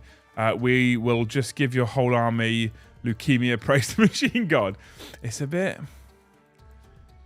In terms of narrative concept, I like the narrative concept. In terms of what the actual rule does, I'm not a massive fan of just dishing out mortal wounds like Toffee. Jill, thank you for the 2. We all love Brom. I mean, we do all love Brom. And Jill, like I said, thank you for coming this weekend. It was good to see you. Right. Munch in there with exclamation mark snipe me. I've seen that a few times today, actually. I haven't seen it for a while. And there's a number of grey names in chat, people. So if someone wants to get on the gift train, someone wants to get us to 900 in a night, let's go. AdMech, take D3 wounds in your deployment zone, laughs in Necron. Well, yeah, I guess. That's before they've shot at you, though, Luigi, right? And you don't reanimate to your next command phase. Can we have the next GHG at Factorum, please? No. The challenge is finding a way to make interactivity rewarding. Currently, it is smart to not allow your opponent to interact with you. Yeah, of course. From a trying to win standpoint, James, I 100% agree with you, but... if you don't have the option to do that in the first place, right? Does anyone care about Toughness 1 Battle Shock, T1 Battle Shock? You can't score primary T1 anyway. Hey, so this is what I was saying as well, Horace, right? Here's Horace, there's Horace, there's Horace. This is what I was saying. Me personally, my honest belief, just take the Battle Shock. The only downside is I can't use stratagems for turn 1. And there are some stratagems out there that I think could be cool to use turn 1. Okay, as an Eldar player, if I went second and I can use Fire and Frayed on my Fire Prisms in turn 1, that's super cool. But if I'm Battle Shocked, I can't do that. Right? So that's the only point at which I think it would be a massive problem. Also, if you're playing Tempest and it says go and get an objective as one of your first secondary cards and you can't do that because your objective controls 0, it could have an impact on your secondary score. It's going to be minimal, but it could have an impact on your secondary score, right? A secondary score. So that's another one that I think could be a minor problem. Sigismund says, sisters love rad bombardment. Oh yeah, I'll take a mortal wound for every single unit and then instantly get +1 to hit across the board. Tony Winnick, thank you for the 10 gifted, my man. Let's see if Munch gets his membership. Let's see if he gets it. Steve gets one. Steven gets one. I know I'm cynical here. 10th will be a raging success. People will say it's the greatest edition ever. A year later GW will screw it up. There is significant evidence to support this claim. There is significant evidence to support that claim, Kai. 100% there is. I think it will be a raging success, and I think it will be classified as one of the greatest, if not the greatest editions ever. I'm still, on the whole, I'm positive about it. Like, I don't think anything, so to try and be clear, to try and calm things down slightly, I don't think anything that we have seen so far, in my personal opinion, has monumentally broke the game yet. Right? And some of it looks unbalanced. I will go as far as to say that some things versus other things don't look to be balanced. And I think that the problem we have is we're looking at that through a tiny slit of a few rules showcased here and a few rules showcased there, and some of them have showed us detachment rules and some of them haven't. Some of them show us weapon rules and some of that. So we've seen a snippet. Again, we've seen 1% of what each of the factions have to offer, and we're making comments on balance. But it's hard to actually get that real sense of balance from just such a tiny amount of information. So actually, it's not going to, and I would argue even for GW, it's not going to be until we all 430 people watching, start getting armies on the tabletop and throwing armies against each other before we actually know if these factions are or aren't balanced. Now, since they removed external playtesting, there is a minor concern of mine that there will be a lack of balance in the game in general. Now, I don't mind there being imbalances army versus army, but I do mind when there's wild imbalances army versus army, okay? That's my big problem. Now, we're not going to know anything about balance until we get them on the tabletop. I don't think it's going to be that bad, and I think that to start with, the game is going to be incredible. Now, one of the reasons, if I'm honest with you, Kai, that I'm more positive that they won't screw it up in a year's time is because they have stated that when they release new rules for any faction, including the codexes, it's unplug, plug in. So you take out your current detachment rules, stratagems, and you take out your current enhancements, which is the replacements for warlord traits and relics, and you plug in a new detachment rule, new enhancements, and new stratagems. Now, the only way that they will, in fact, then break that massively is if they do wild swings in balance in these new detachments. And I don't know how or if they would do that. Like, I don't see that makes sense to me for them to do that. It doesn't seem to... Again, I guess it's another one of those circumstances where they've made a promise, and it's whether they go back on that promise. The benefit we do have is we aren't going to be hopefully ever seeing rules released, if they stick to that then layer on top of other broken rules to make even more broken combinations. Okay? How broken can one faction rule be? I mean, if they do come out and they say, here's a faction, and this faction can reroll all hits and all wounds against all targets all the time, we will all obviously look at that and go, that's bust as shit. And they wouldn't get away with doing it because it's so broken. But when they release Rule A, which doesn't look that bad, when you put it on top of Rule B and on top of Rule C and on top of Rule D, and you get Rule Mega, then it looks a bit crazy, right? So I don't know if it'll. I don't think it'll be so quick this time. I don't think they'll break it so soon, but we'll see, right? We'll see. Isowin, thank you for the 5. Make the court of the young king great again. Yes, please. I'd love to see that. Benjamin Dustin, thank you for the 350. Only one.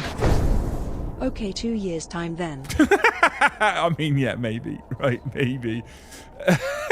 Sorry, Ben. Only 1 per hit, 1 per wound. It's many less rerolls. I mean, yeah, so we haven't seen, like, it looks like a Farseer, for example, doesn't have Guide or Doom.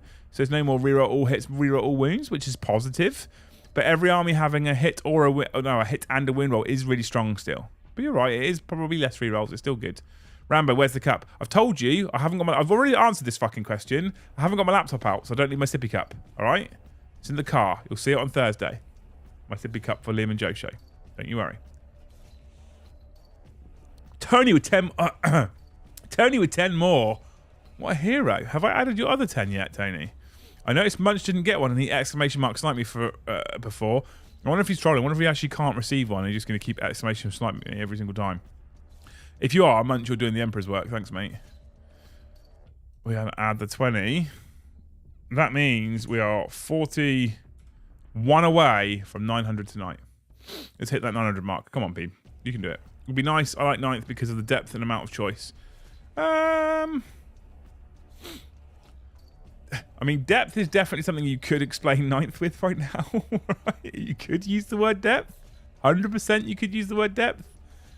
And depth doesn't necessarily have to mean complexity, but I think at the moment it does.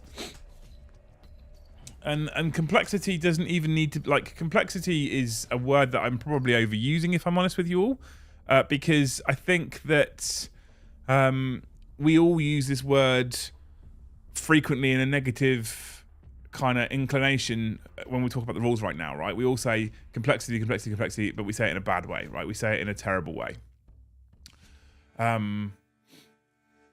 I don't actually, to be very clear with you all, I don't actually dislike complexity depending on what that complexity is. Even chess can be a complex game. When you're thinking 5-6 turns ahead, chess can be complex. Complex doesn't need to be, and depth doesn't need to come from 20 million different rules interactions and 20 different gotchas.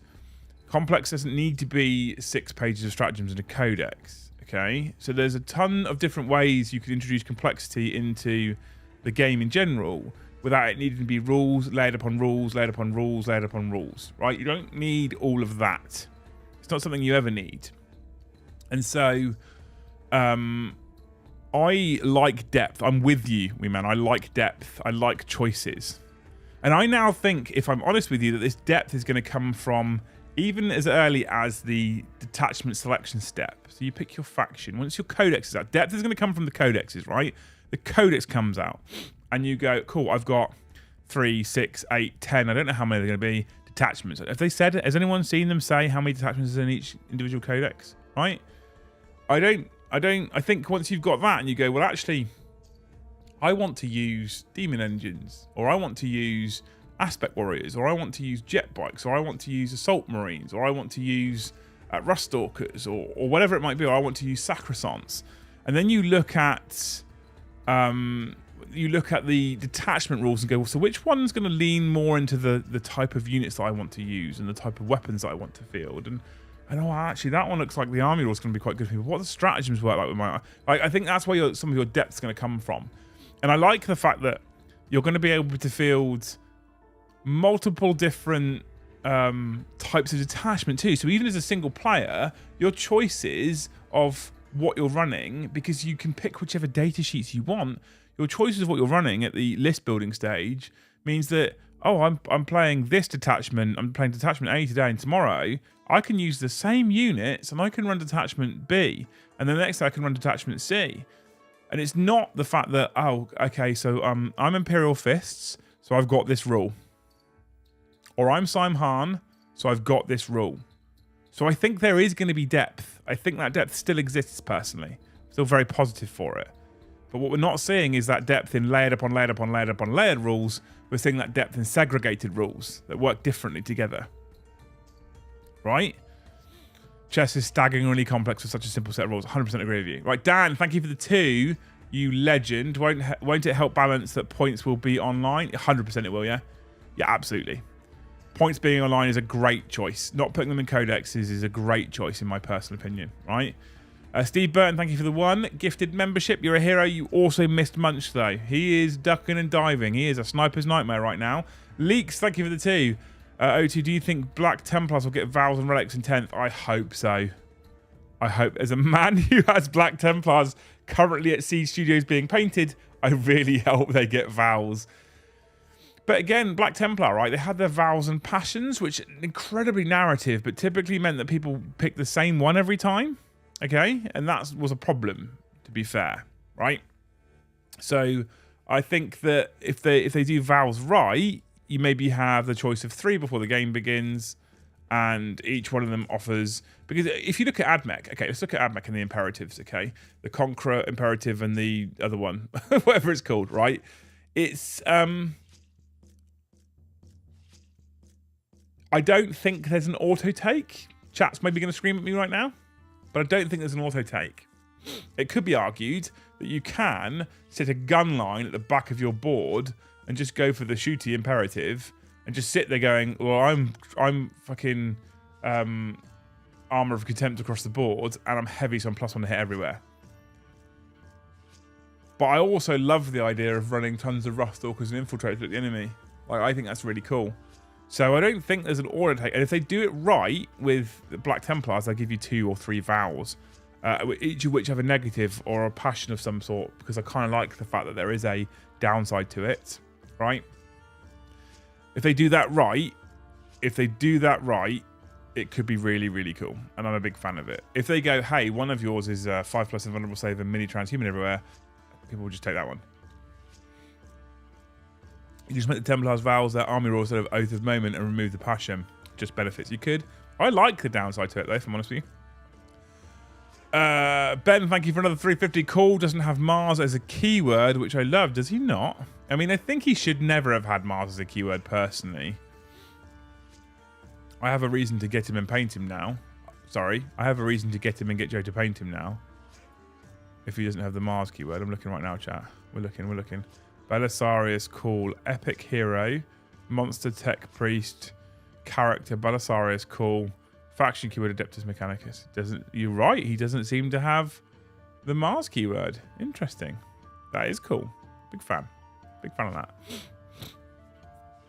If GW have the same codex release and over the past few years, some people may be stuck, maybe one detachment on release. I mean, that's the only downside. If I'm honest with you, man, that's the biggest downside. Like the only real downside for me personally to this whole edition, the only real big downside is that some factions will be waiting for over a year easily with just one faction rule and one detachment. Right? That's the only thing I think really is really sad about 10th edition so far.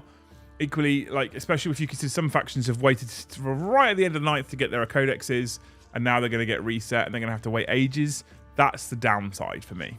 And that's the only really super negative thing I can throw at you about 10th edition, in my opinion, right now. Right?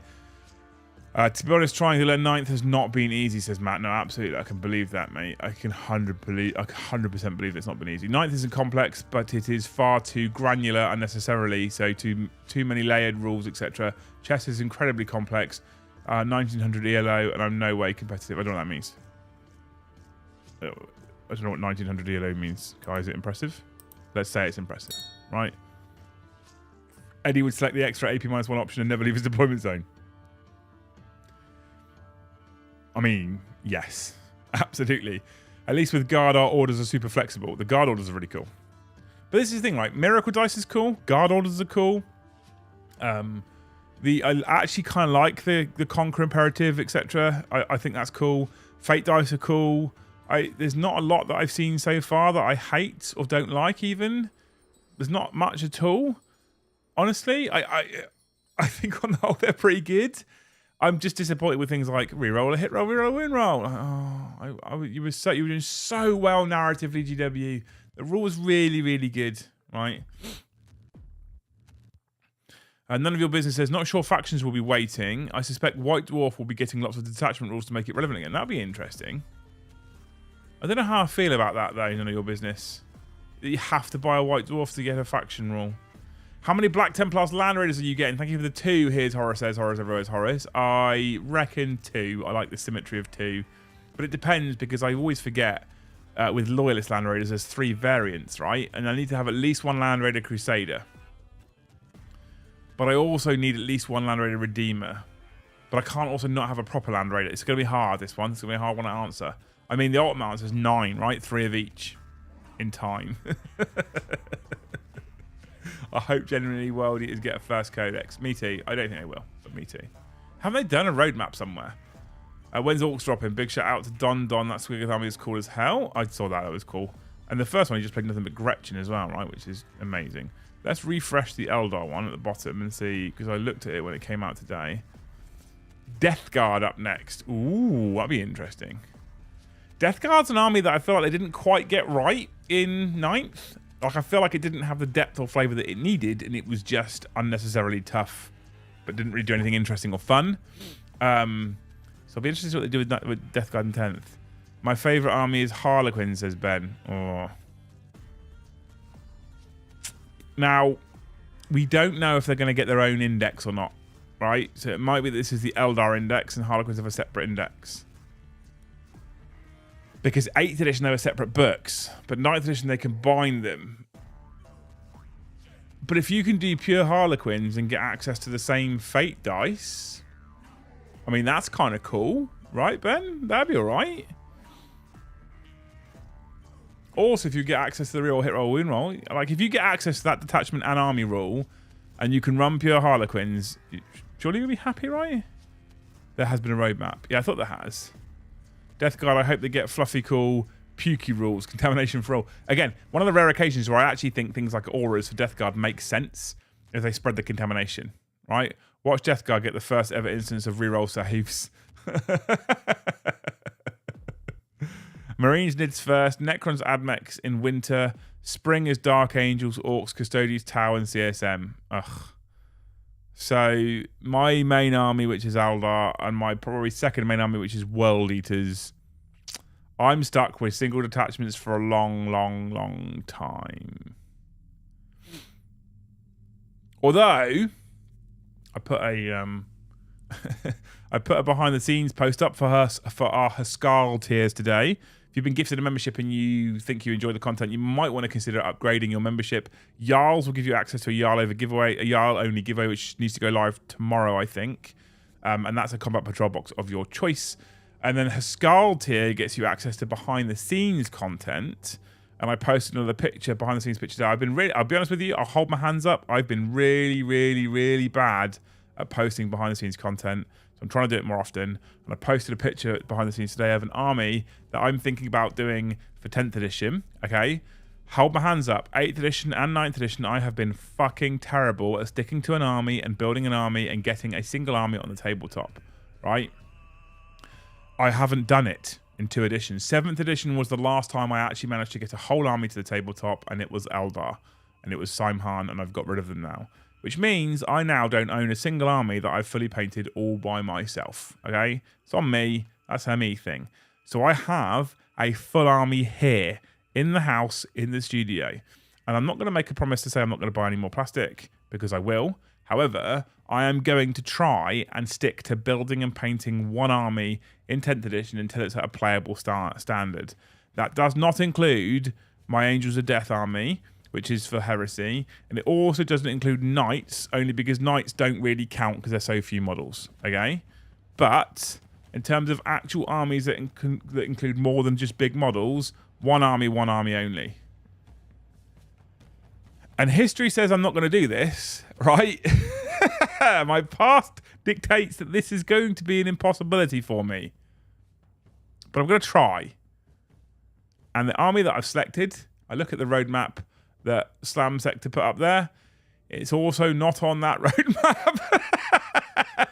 So I guess I'm just stuck with single detachments forever, right? Death Guard were good when 9th edition coats came out, but power creep destroyed their toughness. 100% Paul, absolutely. 100%. Mickey Lee, welcome to the channel. Thank you for becoming a member all by yourself, you beautiful human. 39 away from 900 members in May. 39 away, people. 416 people watching. If 10% of you gift a single membership, we'll hit that 900. If all of you gift 10, I could have a night off this week. If every single person gifted 10, I could have one night off this week. That's all I'll allow myself to do, right? You got rid of your Simhan. I thought they were your favourite. They are my favourite. Here's the thing, William Wright. Fucking hell, Games Workshop. I hate them sometimes. Here's the thing. Simhan, practically unplayable, really, in 8th edition. Practically unplayable, really, in 9th edition, until they brought out the latest detachment, the Arc-Sovereign detachment, where I didn't have to worry about troops, because every single time there was basically a CP tax to how I wanted to run my Eldar. And the second I got rid of them, they brought out the Arc-Sovereign detachment. I was like, right, great. I could have run that unit now. But to be fair, the army was battered at that point, and it needed a lot of work to bring it up to standard, or just get rid of it and buy a new one. I did that. So I bought a new army off of a friend of mine, also called Liam actually, which is in a much better state and has as many choices I think I had before, but more as well, right? You won't have a night off. If all 400 people gifted 10, Dave, trust me, I'd have a night off. Just the one, though. Have Luce be at the ready with a flying pan just to keep you honest. Knowing you would just work on your day off. Depends what you mean by work, Mandy. Hey, Mandy, how are you as well?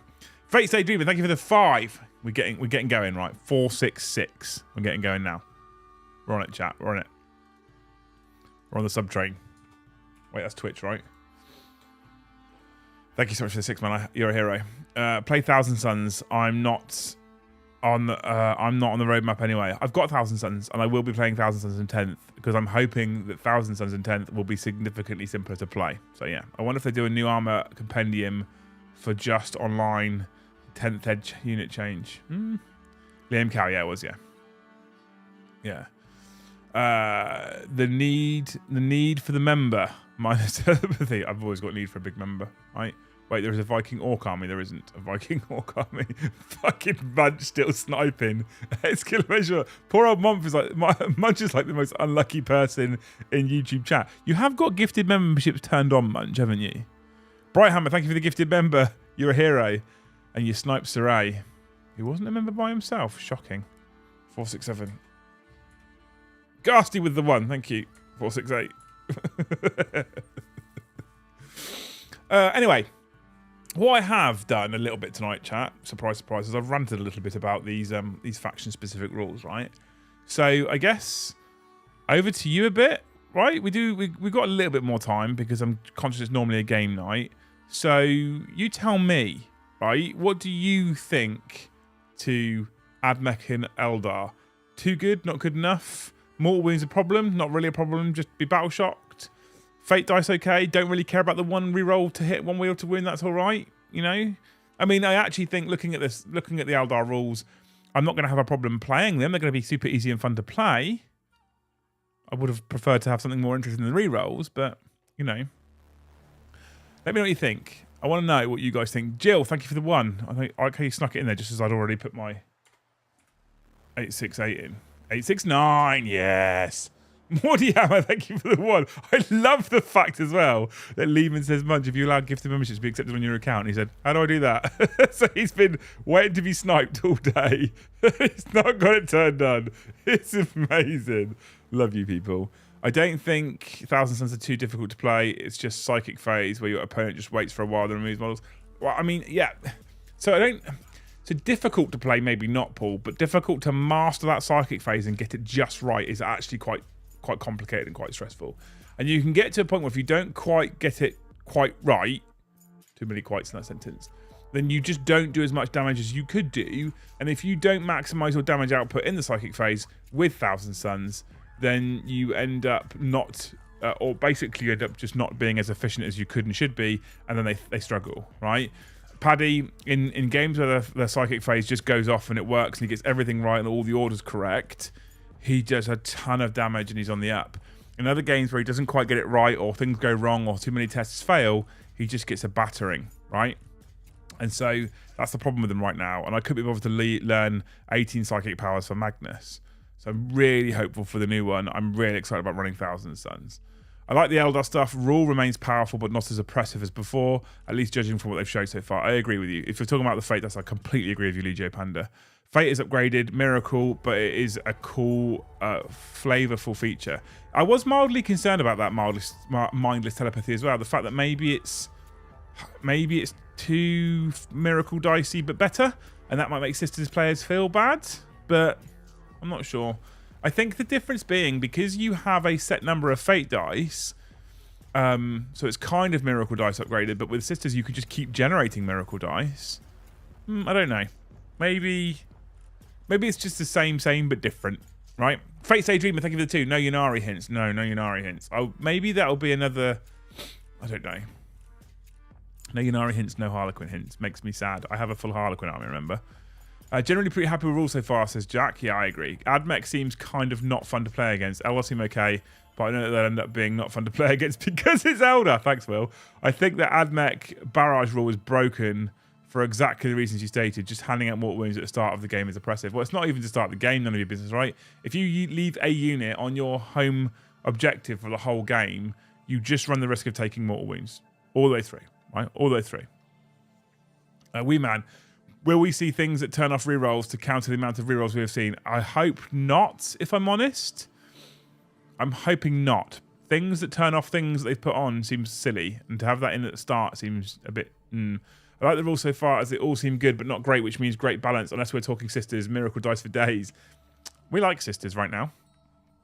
Where are we? GW fall back off the wagon, says Wee Man. I hope not. The Eldar army-wide rule could have been sustained hits 1 for their ability to show their supreme fire ability. Maybe. That might have been a bit too strong, though.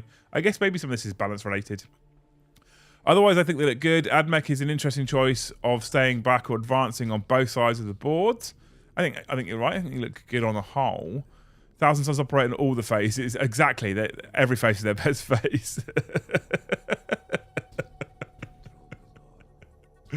Mine says I'm on a cell phone. Every time someone gifts a membership, you need to click on it and then click allow gifts. Right? I meant the army rule detachment is lazy writing. I agree. I'm only worried that the Guardian Fate gen could get out of hand. That is, like I said, Pip, right? I wasn't gonna. I've never taken Guardians ever, and now I would want to run a couple of units of Guardians for that exact reason, just to gain those extra Fate dice. Because I feel like that could get. I think you're right. That could get out of hand, but. Don't worry about learning the spells for Magnus. You barely get to cast any before it's blasted off the table. Well, hopefully that will change as well, right? I'm happy for with the it overall. I'm happy for with the it overall. So I guess you're happy overall, right? George Vincent, thank you for the 5, you fucking legend. What a hero. John Boy comes in with a 1 as well. Also a hero. 6. Have to update 6. 6. Like that. Boom. That's 6, right? Thank you so much, people. You're all amazing. Does the Guardian generating Fate dice make you want to take Guardians? Yes, 100%. Absolutely. At least 1 unit. Minimum. Probably 2. Absolutely. 3 extra Fate dice a turn every turn if they're on an objective is very important. Depending, if you build competitive tables specifically, Steve, like we build where there's objectives near terrain, etc., etc., etc., there's just no reason not to take Guardians now. I honestly...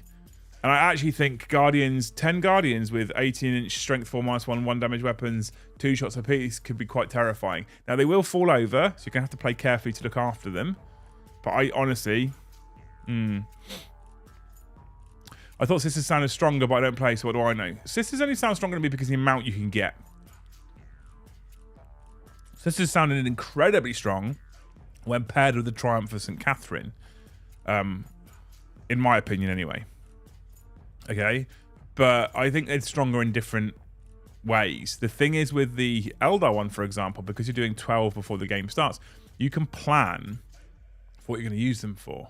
Okay, so and if you get shit ones for Fate dice, you're going to have a Farseer in your army. Let's be honest, most people are going to have a Farseer in their army. So if you get shit Fate dice, you get a couple of ones in your pool. Typically, that might encourage you to re-roll them and discard one and go down to 11. But you've got a couple of Farseers where I know I can make those 6s, so I'll keep the ones anyway. So, to some extent, with the Farseer manipulations, the Fate dice are just a little bit more reliable, which is important, right? What about just... Excuse me. With Eldar, you get them up front and we'll run out while Sisters start low and ramped up their dice fixing, yeah. But the thing is with Fate dice, right, is you can use them from the start, which is interesting as well. Check the name of the rules: Defenders of Fate and Defenders of Faith. I really don't get how people are commenting on the power level without points cost. I see Reddit upset about being nerfed, even though everyone is being toned down. Oh, Will, don't get me started on that, mate. Honestly, Will, the amount of people that have lost their mind. I've had comments on YouTube going, "This now faction's unplayable." Like, you can't tell me a faction's unplayable when you haven't seen all your stratagems, all your enhancements, and all of your data sheets, and then couple that with your points. Because points is the, like, you can look at a thing and go, that is incredibly fucking broken, oh my god. And then you realise it's 600 points and you think, oh, okay, it's not that bad. You can also see something and go, that's fucking awful. That's not very good at all. And then you work out that it's like 3 points a model and you go, oh, actually, this is quite good now because I can take loads of them. Points mean everything. Whether something is good or bad is largely related to how many points it costs. Okay, points mean everything. So I do not understand how people are losing their mind. When I'm having a bit of a moan, it's simply because of the types of rules that we're seeing. So because we're seeing rerolls or because we're seeing mortal wounds, right? Rather than it's too strong or it's too powerful. Like the AdMech thing. Do I think bombardment and rad saturation for the 5 turns of taking what is too strong? I don't know. Honestly, I don't know. I just don't like the fact that it's mortal wounds everywhere, which means it's non-interactive. Okay. I do agree with you though. Like points mean everything. AdMech seem to want variety of units, and guard AdMech Necrons and Sisters all seem to want characters joining units to improve them. I mean, AdMech also need the characters to buff the units. I've said that already. We just haven't seen what they do. Okay. John Boy says, oh, hang on, let's just jump loads though. Would give more, spend all my money on bid this weekend. You look like you had a good time, man, so I'm okay with it, right? AdMech just seems really polarizing. No real effect against aggressive armies. Artillery guard gets screwed. Can't receive orders from battle shock and have to get out of deployment area. Oh yeah, that's not artillery guard hurt against AdMech, right? I like my guardians with weapon platform. Sorry, not much food was needed. Schooner, how could you? How could you eat at a time like this? 24 members away from 900 team tonight, right? 24 away. Like you, Liam, I think GW broke the game with rerolls. I just don't understand the whole we're reducing rerolls and we're going to show you loads of rerolls. Vice says, bless you. Thanks, man. Vibe? Vice? I automatically read that as the German double S, and I'm sorry, I didn't know why I did that. I think you have to be on PC to turn on gifted memberships. I'm not sure.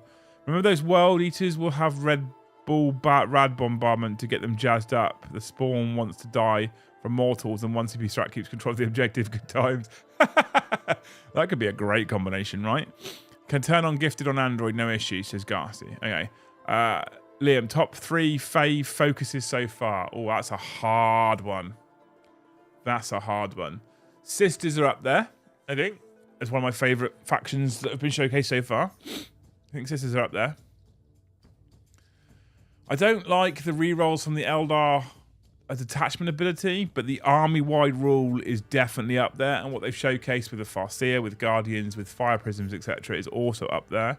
So that will sit somewhere in my top 3, I think, because I know that there's other detachments that are coming. What else have they showcased so far? Let's have a look. Let's have a look. What other factions have you seen so far? I actually really liked Chaos Space Marines and Chaos Demons for narrative. Because the Chaos Space Marines, I know they take mortal wounds, but I just love the Dark Pax ability. I think I'm going to go Sisters, Eldar, Chaos Space Marines so far. Although I do like World Eaters. I do like the Blessings of the Blood God. So Chaos Space Marines and World Eaters are like that at the moment for me, Dave, if I'm honest with you. James Hobbs, thank you for the 10. You fucking baller. 14 away now. There was me at the start thinking we would hit the 1,000 tonight, look. We're fighting to get to the 876. But there is 376 people in chat and only 218 likes. Oh, button work. The button didn't work.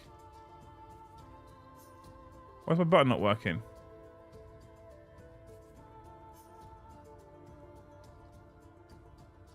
Can I make it work now?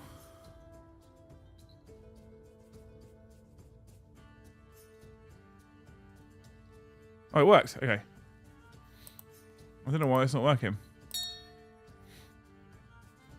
We got it working that time. Fate die system will favour big stuff like Avatar Wraith Knight. Yeah, well, yeah. And the Fire Prisms. Bright Lances. You know, Bright Lances on... Because the other thing as well is... The other reason... Okay, here's another reason why I think the Fate Dice is so much stronger than the Miracle Dice. It doesn't seem to give you a restriction on how many times you can use it in a phase, like you do have currently with Miracle Dice. So Miracle Dice say that each unit can only use one faith, or can only perform one act of faith per phase. Fate Dice don't have the same restriction. So if you do have 2 3s in your Fate Dice pool, and you're shooting your Fire Prism in the first turn, it doesn't seem like there's anything that stops you from using both 3s on both of your Fire Prism hit rolls immediately, and therefore hitting with both automatically. If you then had 2 5s or 6s or whatever in your pool, it then doesn't stop you, it seems, substituting those in for the wound rolls either.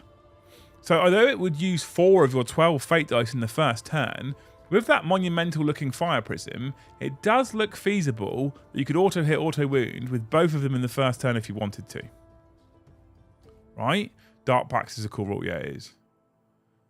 So I think they mean full rerolls because we've only seen a few full rerolls, or maybe I'm being biased. No, I think, and that's the thing. I think perhaps I'm just being a bit, perhaps I'm just being a bit pessimistic. Perhaps I'm just being a bit pedantic. They just said reduce rerolls, and there seems to be a lot of them. I'm liking that there's very little to no reroll all hits, reroll all wounds, unless you're playing Space Marines. Weird detail with Guardians. Datasheet says when the Gs are dead, remove all that unit's weapon platforms. Option to make 20 elf G squads with 2 weapon platforms, perhaps. I'd imagine that will be the case. None of your business. I don't know, but I'd imagine that will be the case. It sounds right. Right? Sounds right. Can you fate dice a reroll? Yeah, I assume so. I don't see why you couldn't do that. So you could roll a dice because you know you've got your free hit roll, your free wound roll, reroll because of your detachment ability. So roll a dice so you don't have to use a fate dice, miss, and then go, right, I'm not going to take the gamble, use a fate dice. That's what I'm saying. I think fate dice are a lot stronger in that particular build than miracle dice. But yet again, I stress we haven't seen all the data sheets. We see all the data sheets first. Until we see all those data sheets, we have no idea, because it might be that sisters have got a couple of other characters that do even more things to manipulate miracle dice that then push them above fate dice. Or we'll see other units in the Eldar that do things with fate dice that push them back again. You see what I mean? Didn't you have to use the fate dice first? Let's have a look. Let's have a look how it reads, right? This is important. This is important to me. Strands of Fate. That's how you get them. Before making a dice roll for a model from your army. See, it just says... So the thing is, Resident Rum Drinkers, it just says before making a dice roll for a model or unit from your army with the Strands of Fate ability, if you have one or more dice in your dice fate ball, you can use one of those fate dice. To do so, select one of those fate dice to substitute that dice roll. The dice that is being substituted is not rolled. Instead, the value of the selected fate dice is used as if it had been rolled. Each fate dice can only be used in this way once. After using a fate dice, remove it from your fate dice pool. So if I roll a dice and miss, I'm then about to roll a dice. And it says before making a dice roll. So I don't think there's anything that stops me from rolling, missing, and then using a fate dice. No restriction is what broke the Laughing God rerolls, in my opinion. Paul, I completely agree with you. 100% it is. You start with 12 and they only show one way to get more, so maybe that won't be any other ways to generate more. That would make you more cautious. Oh, absolutely, man. If I'm honest with you, I don't want there to be any other ways of generating more fate dice. There may be an enhancement that we see that you can put on a Farseer or an Altark that does something with fate dice, perhaps. But if you have Guardians on objectives, that's the only way you can generate more. If that is if it's the only other way to generate more fate dice in the whole of the codex, I'm okay with it. Quite honestly, makes it even more powerful. Yeah, I think it's a really strong rule. I think it's very narrative, and I do like the fact that it's a random roll. So you could, especially if you use the white dice in the studio, you could roll 12 dice, end up with no 6s or 5s, right? But rerolling is still the same dice roll, is it not? It's a different dice roll, isn't it?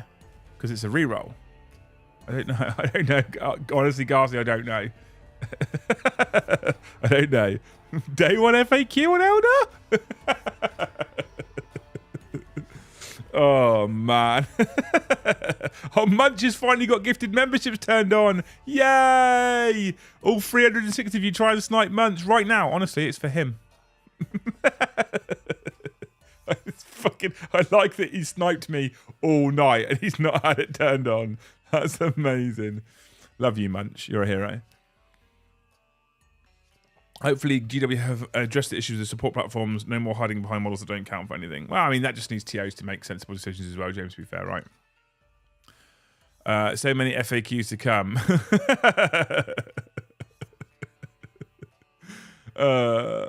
Farmer Giles generating those fake dice because he's good at guarding. Yeah, absolutely. Oh, it's always been on. Oh, sorry, Dave comes in to snipe him. At this rate, if we get to a point where you've sniped every single fucking subscriber on the channel, we will eventually get Munch, right? Here it comes. We're trying for you. Poor old man. Fucking hell, people. Right. I'll talk to some of you soon. I've just got to get through these singles coming flying through now. Thank you, Dave B. Thank you, Jacob Ward. Thank you, Ginger Steve. Thank you, Tony Winnick. Thank you, Ozzy, for the 11111. That's for 5. But the person with the biggest dick in chat, thank you, Mandy, for the 20. Wow. You're a hero. What you don't know, right, is Munch is secretly loose, sat over there, and she's just typing away, snipe me, just to... I've set her up as an alter ego. I'm joking, obviously. Thank you so much, Mandy, for the 20 though. You are an absolute fucking hero, and I love you. But then you knew that already. You knew that already, Mandy, didn't you? The question is, did you get Munch? Let's have a look. Tony Walker, Rob Sullivan, The Dungeon Mister, Rosa, David Williams, Carl Hodgson, Andrew Pierce, Bolter Bro, Jeff Medich, Unemployed Bot, brilliant, Thomas Holland, Andy Franklin, Travis Jones, it's not looking good, Ryan Reynolds, Mick Winters, Philip Harper, Dydringer, poor old Munch, oh man. They're fucking carpet bombing chat and he's still not getting one. Can't snipe with that guardsman aim. YouTube God doesn't like me today. Thank you so much, Niall Walsh, for the 5. GW releasing all the rules now will allow the players to be the playtesters and the later codex will be fixed. Maybe a problem for early codex. The problem is, Niall, I'd imagine some of those codexes are already written and going to print. So you can't fix them because they're already going, right? So, Blake, exclamation mark, beard. People always ask me about this stuff, right? Beard struggle. Check it out. Use LTDemps20 on that website. You get discount. I get kickback. Right? Bunch, I want to play DMZ with you. You're unhittable. People still trying as well. Alex is coming with another one. Oh, you people are amazing. You make me laugh. You all make me chuckle. You're amazing. Thank you so much, people, for making me cheerful. Painted Dawn, Munch's Lucy. I'm joking. She's actually in the living room watching TV. Munch must be a solo ripper. Hard to hit. Get a character, you get plus on hit. Yeah, I know Mandy was whinging about her Necrons getting minus. You'll be fine. Necrons look cool. I actually think Necrons look cool, to be fair. Honestly, think Necrons look cool. Dang Skippy just gifted Niall one who super chatted just a minute ago. What a hero. Now I have to keep. I'm going to spend the next 20 minutes just coming in here and updating the tracker, right? Munch is the chosen one. He can't be bothered to receive gifted memberships. He is the chosen one. He's the one. He's Neo, strictly. That's his actual name. He's Neo, right? Not saying my way of thinking is correct at all, by the way, chat. Oh, Garsty, I don't know. The thing is, Garsty, I feel like this is where Games Workshop are, in a way, stuck between a rock and a hard place, okay? Because what they could have done is they could have gone into the Fate Dice roll and been very descriptive with where you can and can't use it, and then they would have been criticised for making it overly wordy and too complicated. But it's whether you can use it on a reroll or not is an interesting question, which I think a lot of people just flat wouldn't agree on at the moment. Right, Leo J Panda, thank you for the gifted 1. It's Horace, thank you for the 1. David, thank you for the 1. Fucking hell. Everyone's just trying to get Munch and no one's succeeding right now. Nighty Bunch of Legends says Paul Fisher. Thanks for hanging out with us, Paul. Love you dearly, right? Munch's member is in high demand. Yes, it is. Thank you for the extra 3. You three beautiful people. You're all amazing. That's enough now, right? Stop. Munch you to follow the White Rabbit to get a membership. Which will be the last faction to receive a rules preview? I don't know, actually. Let's have a look. What have we had? We've been through this already, right? So we've had Space Marines, we've had Tyranids, we've had Chaos Space Marines, we've had Necrons. That's from the time we've had Demons, we've had Sororitas, we've had Votan, World Eaters, AdMech, Aeldari, and next is Death Guard. So we still haven't had Thousand Suns. Orcs. This is where I'm going to need you, chat. Imperial Knights, Chaos Knights. Right. Grey Knights. Templars. Blood Angels. Are we going to get those chapters as previews as well? Are we? I don't know. That'll be interesting. I don't know if we will or not. Probably Drukhari. We've not seen Drukhari yet. Drukhari will be interesting. I think the last one will be Tau. We haven't seen Tau. That's right. Maybe the last one will be Tau. I don't know what the last one will be actually. I don't know if there's any. There doesn't seem to be any real pattern. Marine, Xenos, Chaos Marine, Xenos, Imperium, Demon. No, there's no real pattern to it either, to be fair. David, thank you for the gifted membership. Your hero. Here's Horace. There's Horace. Thank you for the gift. I think I've already got that one. Johnny Delay, thank you for the gifted. Nordust44, thank you for the gifted. Everyone's missing Munch. Secretly loose. I'm joking. It's not actually loose. But thank you, you beautiful people, for 1, 2, 3, 4, 5, 6, 7. So it goes up to 9, 1, 7 for all the gifts. You're amazing. Maybe we will get to 1,000 in a night. Who knows? Oh, G's to the cult, yeah. Death Watch. Will we get? Do you think we'll get chapter specific though? No Marine sub-faction previews. Is that true? We're getting the non-compliant chapters except for Death Watch, if I remember correctly. So you'll get Wolves, Blood Angels, maybe. We should get the main Space Marine sub-factions, as GW already said, the combat patrols in the article. At least I also play AdMech and Eldar, says Reckless. Oh, please not Tau last. I can't be blue-balled for that long. Dark Mechanicus will be the last one. That would be a hell of a fucking ruse, right? Vashtor needs an army. I'd love for him to be at the head of Dark Mechanicus, man. Don't tease. Don't tease that shit. GSC Bikes of Doom. I haven't been able to even get my first model yet because my lady got diagnosed with stage 2 kidney disease. Waiting to get some NIS. Munch, that sucks. That's not a very nice thing to hear, man. I hope you guys are doing okay. Look after her, all right? Look after yourself as well. It's been Imperium Xenos Chaos the entire time. Has it? Has it actually? Did I miss that pattern? Whoop. Let's go all the way down. Imperium Xenos Chaos. No, that's wrong. It can't have been Imperium Xenos Chaos the whole time. Meta Monday, because it's been Space Marines, Tyranids, Chaos Space Marines, Necrons. That's Imperium Xenos, Chaos Xenos, Imperium Chaos, Imperium Xenos, Chaos Imperium Xenos. You're lying to me. I think Dark Angels, Wolves, and Blood Angels, that'd be cool. Almost expected Tau to get Ballistic Skill 5+, but get 4+ and rerolls with Markolites. I hope not. I hope not. Sorry to hear that, mate. I hope you're holding up. Yeah, love to munch in chat, right, people? I don't have any Tyranid models I can donate to you.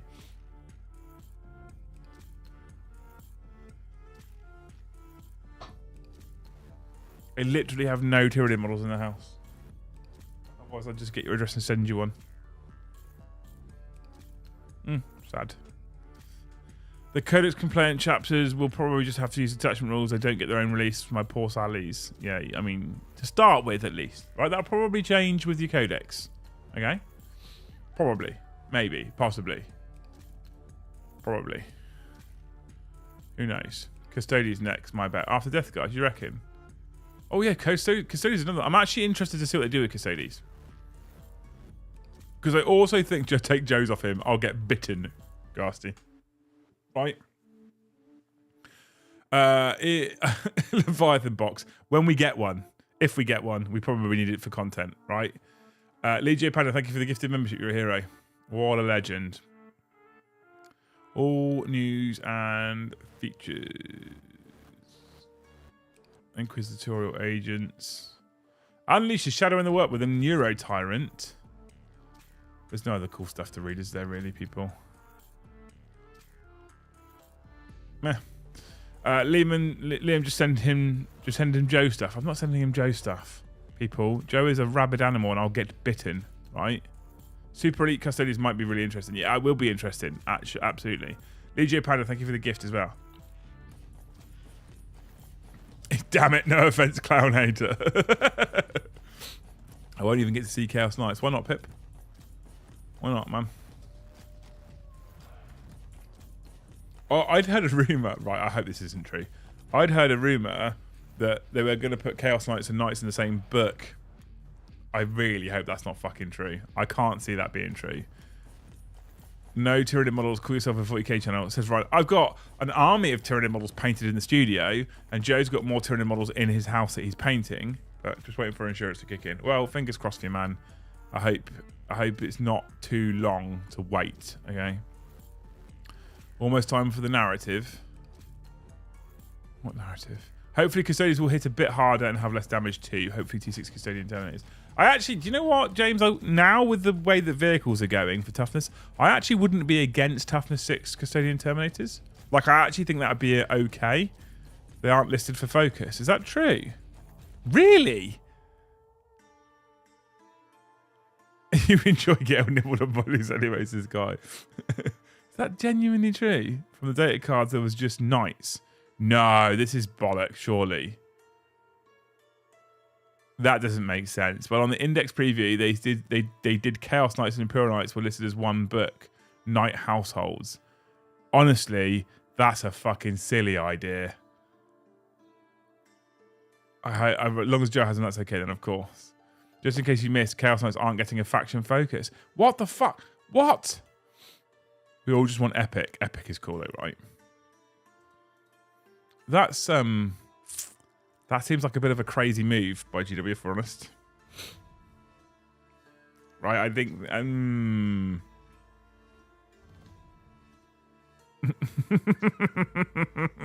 that seems like an interesting choice to make.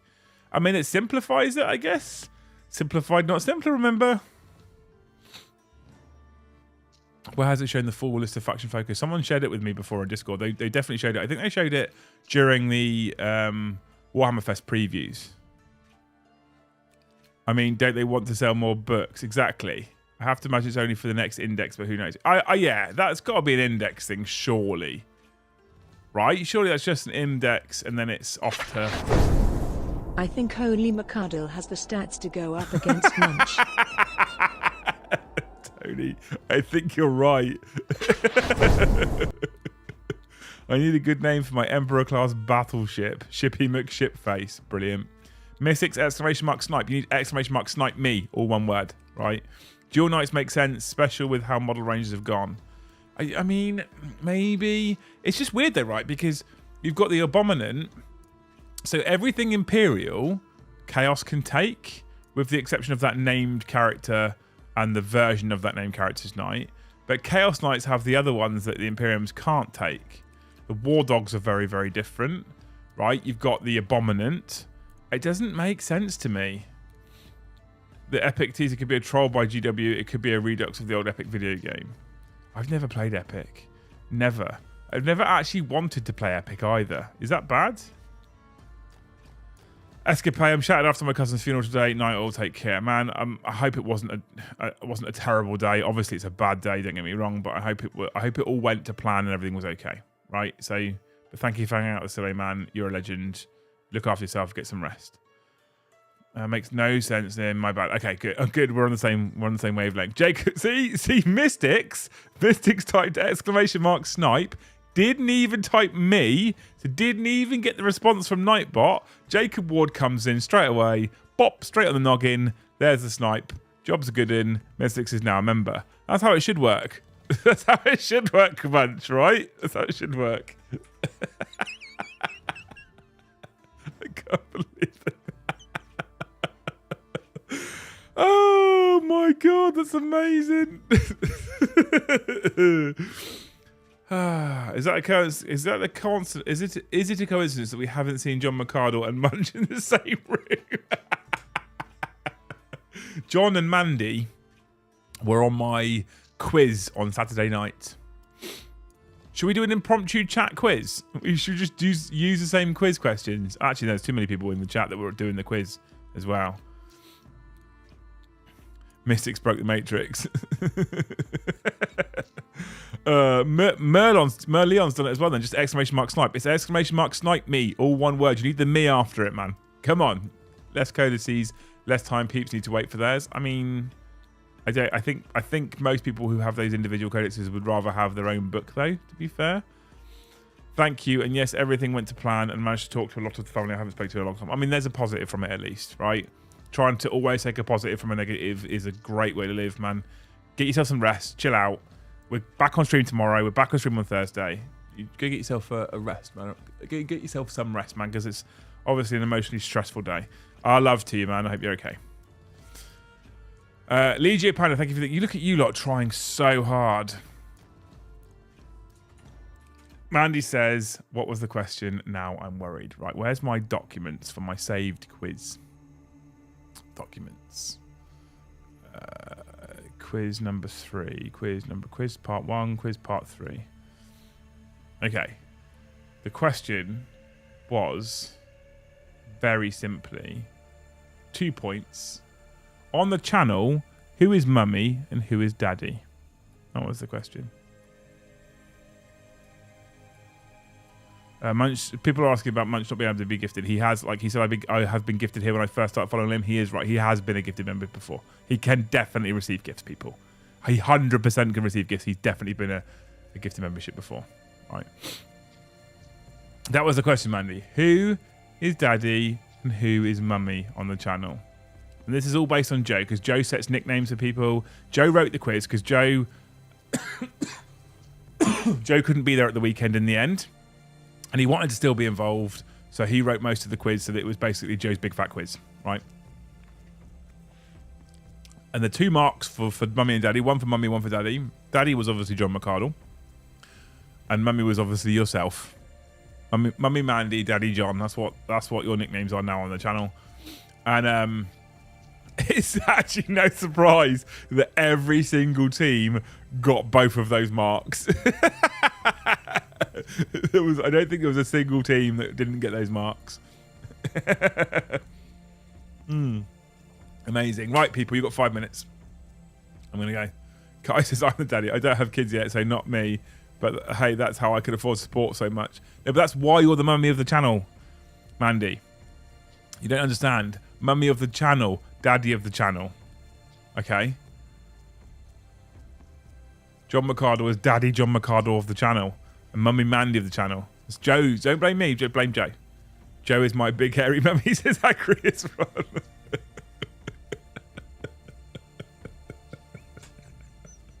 John, I've just seen your comment. Amazing. Amazing. Right, you people are amazing. I'm waiting for someone to do ! Peg me. I mean, we should do all these random. It'd just be fucking Nightbot with silly things though, right?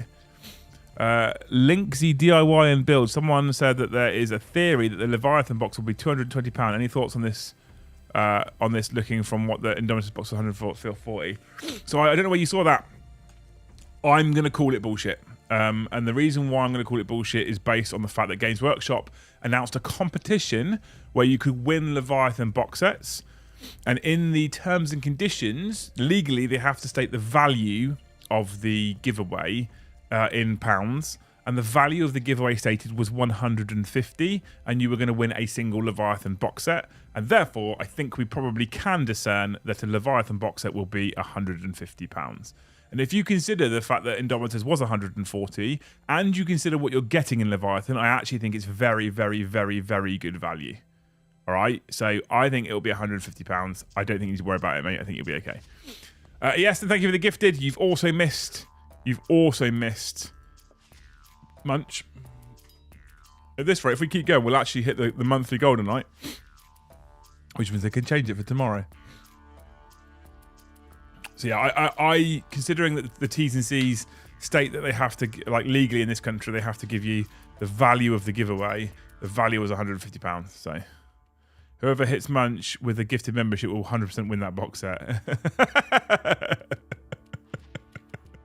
Linksy GW already effectively said for 150 because of the giveaway thing. Yeah, there you go, right. Leaks, thank you for the 5. Forgive the horrendous metaphor, but when in June do you think GW will stop tickling our balls and drop the pants on 10th? That's an amazing metaphor. When do we think they'll drop the pants on 10th? I don't know. If you think about, right, let's have a look at it, right? How many factions are there in total? There's like 20 factions, okay? We are, what? 1, 2, 3, 4, 5, 6, 7, 8, 9, 10, 11. We're 11 in, 20 factions, 9 more. So 2 weeks of faction releases. And I'm going roughly, right? 2 weeks of faction releases. That's as a best guess. Because they're bringing one out every day. So, date-wise, if you think 2 more weeks of faction releases, that takes us up to literally the beginning of June. No, 1, 2, maybe earlier, end of May. I don't think it'll be end of May. That seems like it's too soon. Second week, June, maybe? I'm guessing now, by the way. I don't know. Oh, fucking hell. Tyler, thank you for the gifted. You're a legend. Mandy, thank you for the 10. Did we get Munch? Paddy snaffled one up. Shocking. Honestly. Luke got one. Johnny got one. Time Walker got one. Doc's got one. Jason got one. Diggity Doug got one. Brett got one. Samwise got one. Dante got one. Still didn't get. Still didn't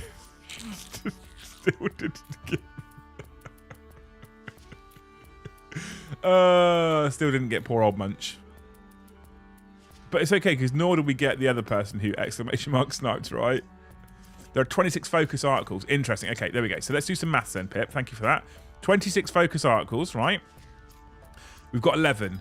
12, 13, 14 is to the 19th. So 14, which means on the 26th we've done 19. Which means on the 2nd we've done 24. Right? So on the 6th, we've done all 26. 7th, 8th, 9th, the 10th, 11th, maybe. I don't know.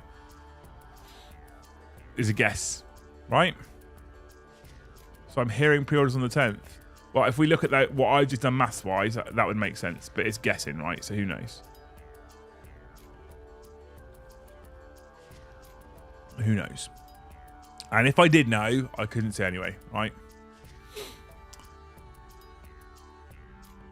That's Dead, thank you for the gifted membership. You missed. I need to add 12 now to my little trackery thing.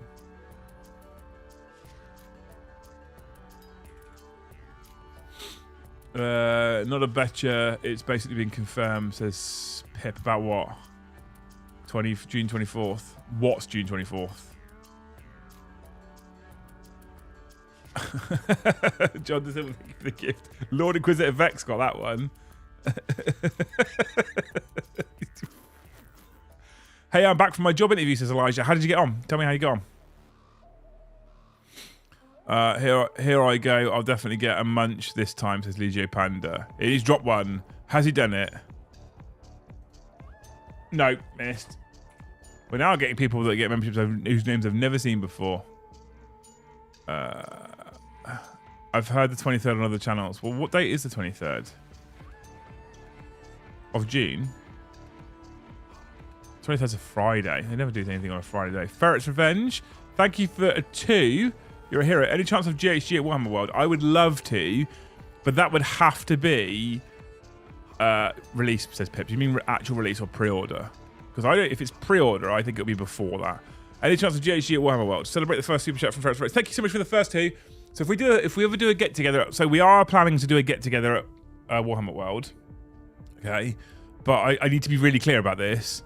It won't be a Great Hall gathering simply because I can't take over their bar and do a quiz, and I can't organise food for lunch and organise food for dinner.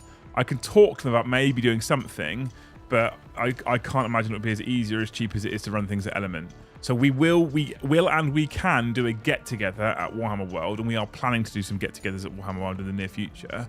We are going to get there. At the moment, everything's on pause. Let's try and get 10th out of the way and the end of 9th out of the way, right? But we will be arranging a hangout that day. At that place one day is what I should say. So there we go. Actual release should be 24th. That's more believable, Pip, if I'm honest with you. 10th pre-order. Yeah, I believe, looking at the dates and 26 factions to reveal, 11 already out, they sound like reasonably safe dates. Unless a hall gathering, exactly. Sounds like they're thinking of hiring me. Just got to take a tolerance break from my bud for 30 days, and I already got other job being a summer. Oh, sounds amazing. Good job, Elijah. Good job. 40k Medic, thank you for the 5. Are you going to get him? Are you going to get him? Hi, Carl. No. Oh, my God.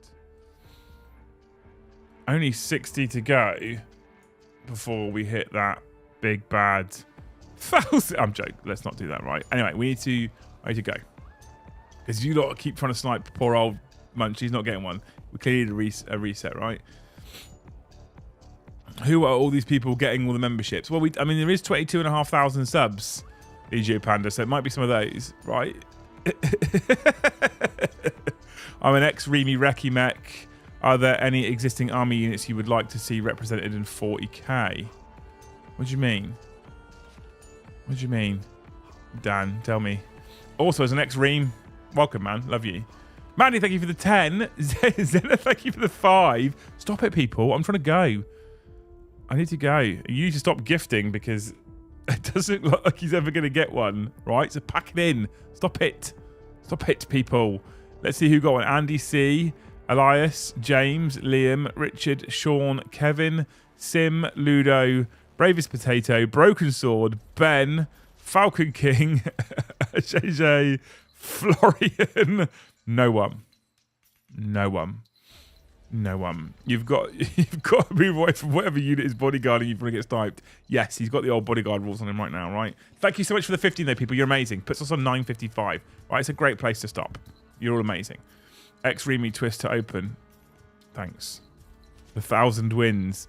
The 1,000... We're not going to get there. Because I'm going to stop you guys from getting there, right?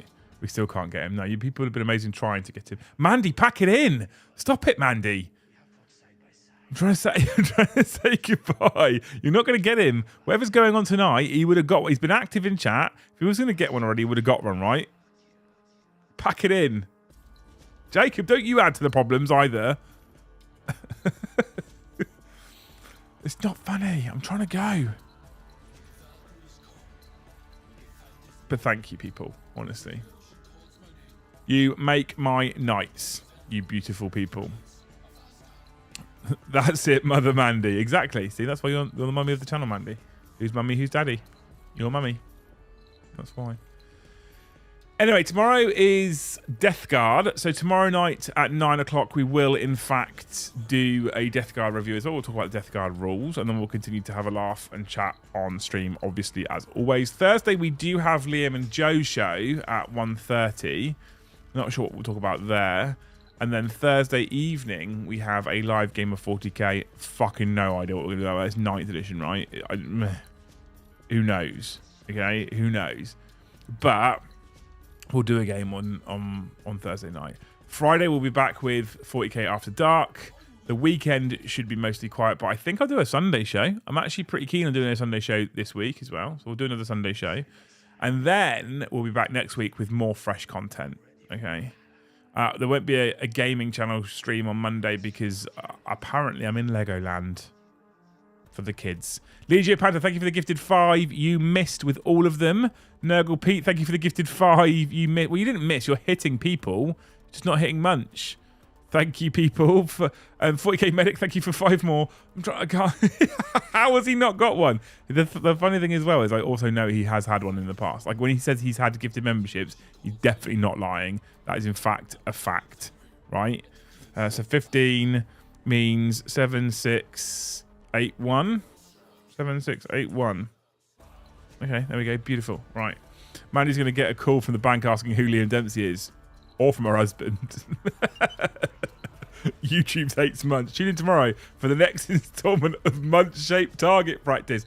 By the way, Munch, I don't know if this is easy or not for you, but if you could, in fact, turn up in every single stream and in the first 15 to 20 minutes just make a big thing about exclamation mark snipe me, I'd be very grateful.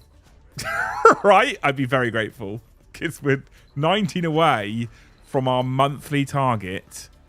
That's amazing. Right? That's amazing. You're incredible. We're not 19 away. We're 9 away from the target because Biblical Nipples just jumped in with 10. Amazing. Thank you so much. You're a hero. You sniped Crab, Peter, Jake, Imperial, Valkyrie, Lackey. Still no Munch. I got one and then I was paying to be Jarl for a few months.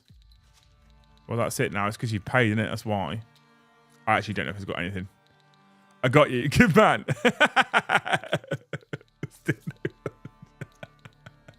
Yeah, if you can come into every stream, we'll hit 2k members in a month. We've never done that before. We've never... I don't remember what the highest we've had in a single month for gifts, but you're incredible, man. 19 away, I could have done another 20, but no, you told me to stop. Good. Because I think you'd already done 40, Mandy, or something like that, right? So good, you should stop. I don't know why you can't just target gift. Seems silly, but I understand why. No, so the thing is, on Twitch, you can target, right? Zena, pack it in as well. You can target on Twitch. YouTube just don't have that feature yet, but I'm sure they'll get there eventually. Thank you, Zena. Thank you, Jake. Oh, fucking hell, people. What? Okay. So, Zena, you push us over the edge, and we used to do this thing where the person who pushed us over the edge picks the next target for the month. So, give me a number. Change Snipe Me to Munch Me. Amazing. We should do that. Let's have a look. Did any of them get them? Zena got Nix, Casey, Papa Nurgle, Will, Leonard, Fraser, Wild Boar, Frederick, Jeremy, Jonathan was gifted all by Zena. Thank you. Jacob nailed Kev. As a sentence, I'm not sure you thought you'd heard Jacob, right? At least Munch started a gifting spree for everyone. He did. He's amazing. Thank you, Munch. Change Snipe Me to Munch Me. I might actually have to do that. Exclamation mark Munch Me for a bit. We're going to change it until he gets one, right? Hang on. Commands. Custom commands. Exclamation mark Snipe Me. Where is my exclamation mark Snipe Me command? Exclamation mark Snipe Me there. Edit. Munch. Submit. Okay, we've changed it to exclamation mark Munch Me. Munch me out, says Dan, you horrible creature. It better end in 69, says Mandy. Is there a chuck one at us? Did she throw one at us? I told her off anyway. I got you, Mandy. The American women are picking on me. Please make Munch Me a thing. It is. Exclamation mark Munch Me is now a thing. I don't know how quickly it will come in. And it will stay there until we snipe Munch. Right, that's a fact. All one word, Lehman. You need all one word. Oh, no, it worked. Oh, no, Dave B did it. There we go. Nailed it. Yarl Grimnight, yes, then thank you also for more. Stop it. I need to turn the stream off. I need to go and wash and stuff. Thank you so much, Yeston. Thank you so much, Yarl Grimnight. You're amazing. Mandy is incredible. Zena is amazing with 15 tonight. Other people have dropped in with 10s and 20s and 5s all over the place. I'm very lucky to have you lot as an audience, honestly. Very, very lucky. So, I feel so disproportionately proud, says Ozzy. You people are incredible. What's the new target? I need the new target from Zena before I can go, and then I can go. Say goodnight to you people. All right? Munch me. Munch me is a fucking shocking. So they said 1269. Okay, right, cool. It gives me a new childish target. Thank you, thank you, thank you, thank you. Right, okay, beautiful. You'll not stop streaming until Munch gets it. I can't do that because I don't think it's going to happen, right? You still need to watch Heat. It's a great movie and you need that in your life. I mean, what's it about? I will have to stop streaming at some point anyway because I need to go and have a shower and get to bed and I'm tired. It's been a long weekend. Do you see how wiped I look, right? How wiped I look. So, anyway, we can continue to munch me on.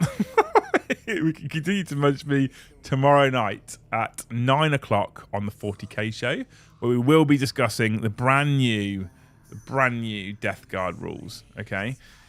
Thank you to everybody who super chatted tonight. Don't forget, 10% of super chat revenue does get donated to charity every single month. We actually take a total at the end of the year and donate it in a one-er.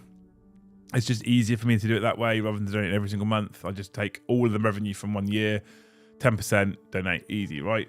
So thank you so much to everybody who's donated via super chats. You people are incredible. Big shout out to everybody else who has gifted memberships. You people are absolutely incredible. You are amazing. And honestly, everybody who does any kind of giving, whether that be a membership by yourself, whether that be gifted memberships, whether that be super chatting, any way you support us is absolutely amazing. And you are absolutely 100% the reason as to why we're able to keep doing things like this. Okay, so thank you for being amazing. If I haven't got to your comment about the new AdMech or Eldar rules and at the point at which the stream ends, please, please, please, please, please drop into the comment section below and let me know what you think. I don't reply to all or many of the comments that go into YouTube, but I absolutely do read every single comment that goes on YouTube. So thank you so much to people that comment. Commenting after the fact also helps the stream. It helps the algorithm. Liking it helps the algorithm. Most of you have liked it already, so thank you so much. You're all amazing. That's it. That's me done. You got extra 15 minutes out of me. Are you proud of yourself, chat? Are you proud of yourself? Like I said, tomorrow will be the 40k show, 9 o'clock. Thursday, we're back with Liam and Joe's show and another live game of 40k. And then Friday is 40k After Dark. And we'll probably do a Sunday show this week. Just because I'm going to get Munch to keep coming back. Right? That's it. Thank you so much for watching, you beautiful humans. And we'll see you in the next one.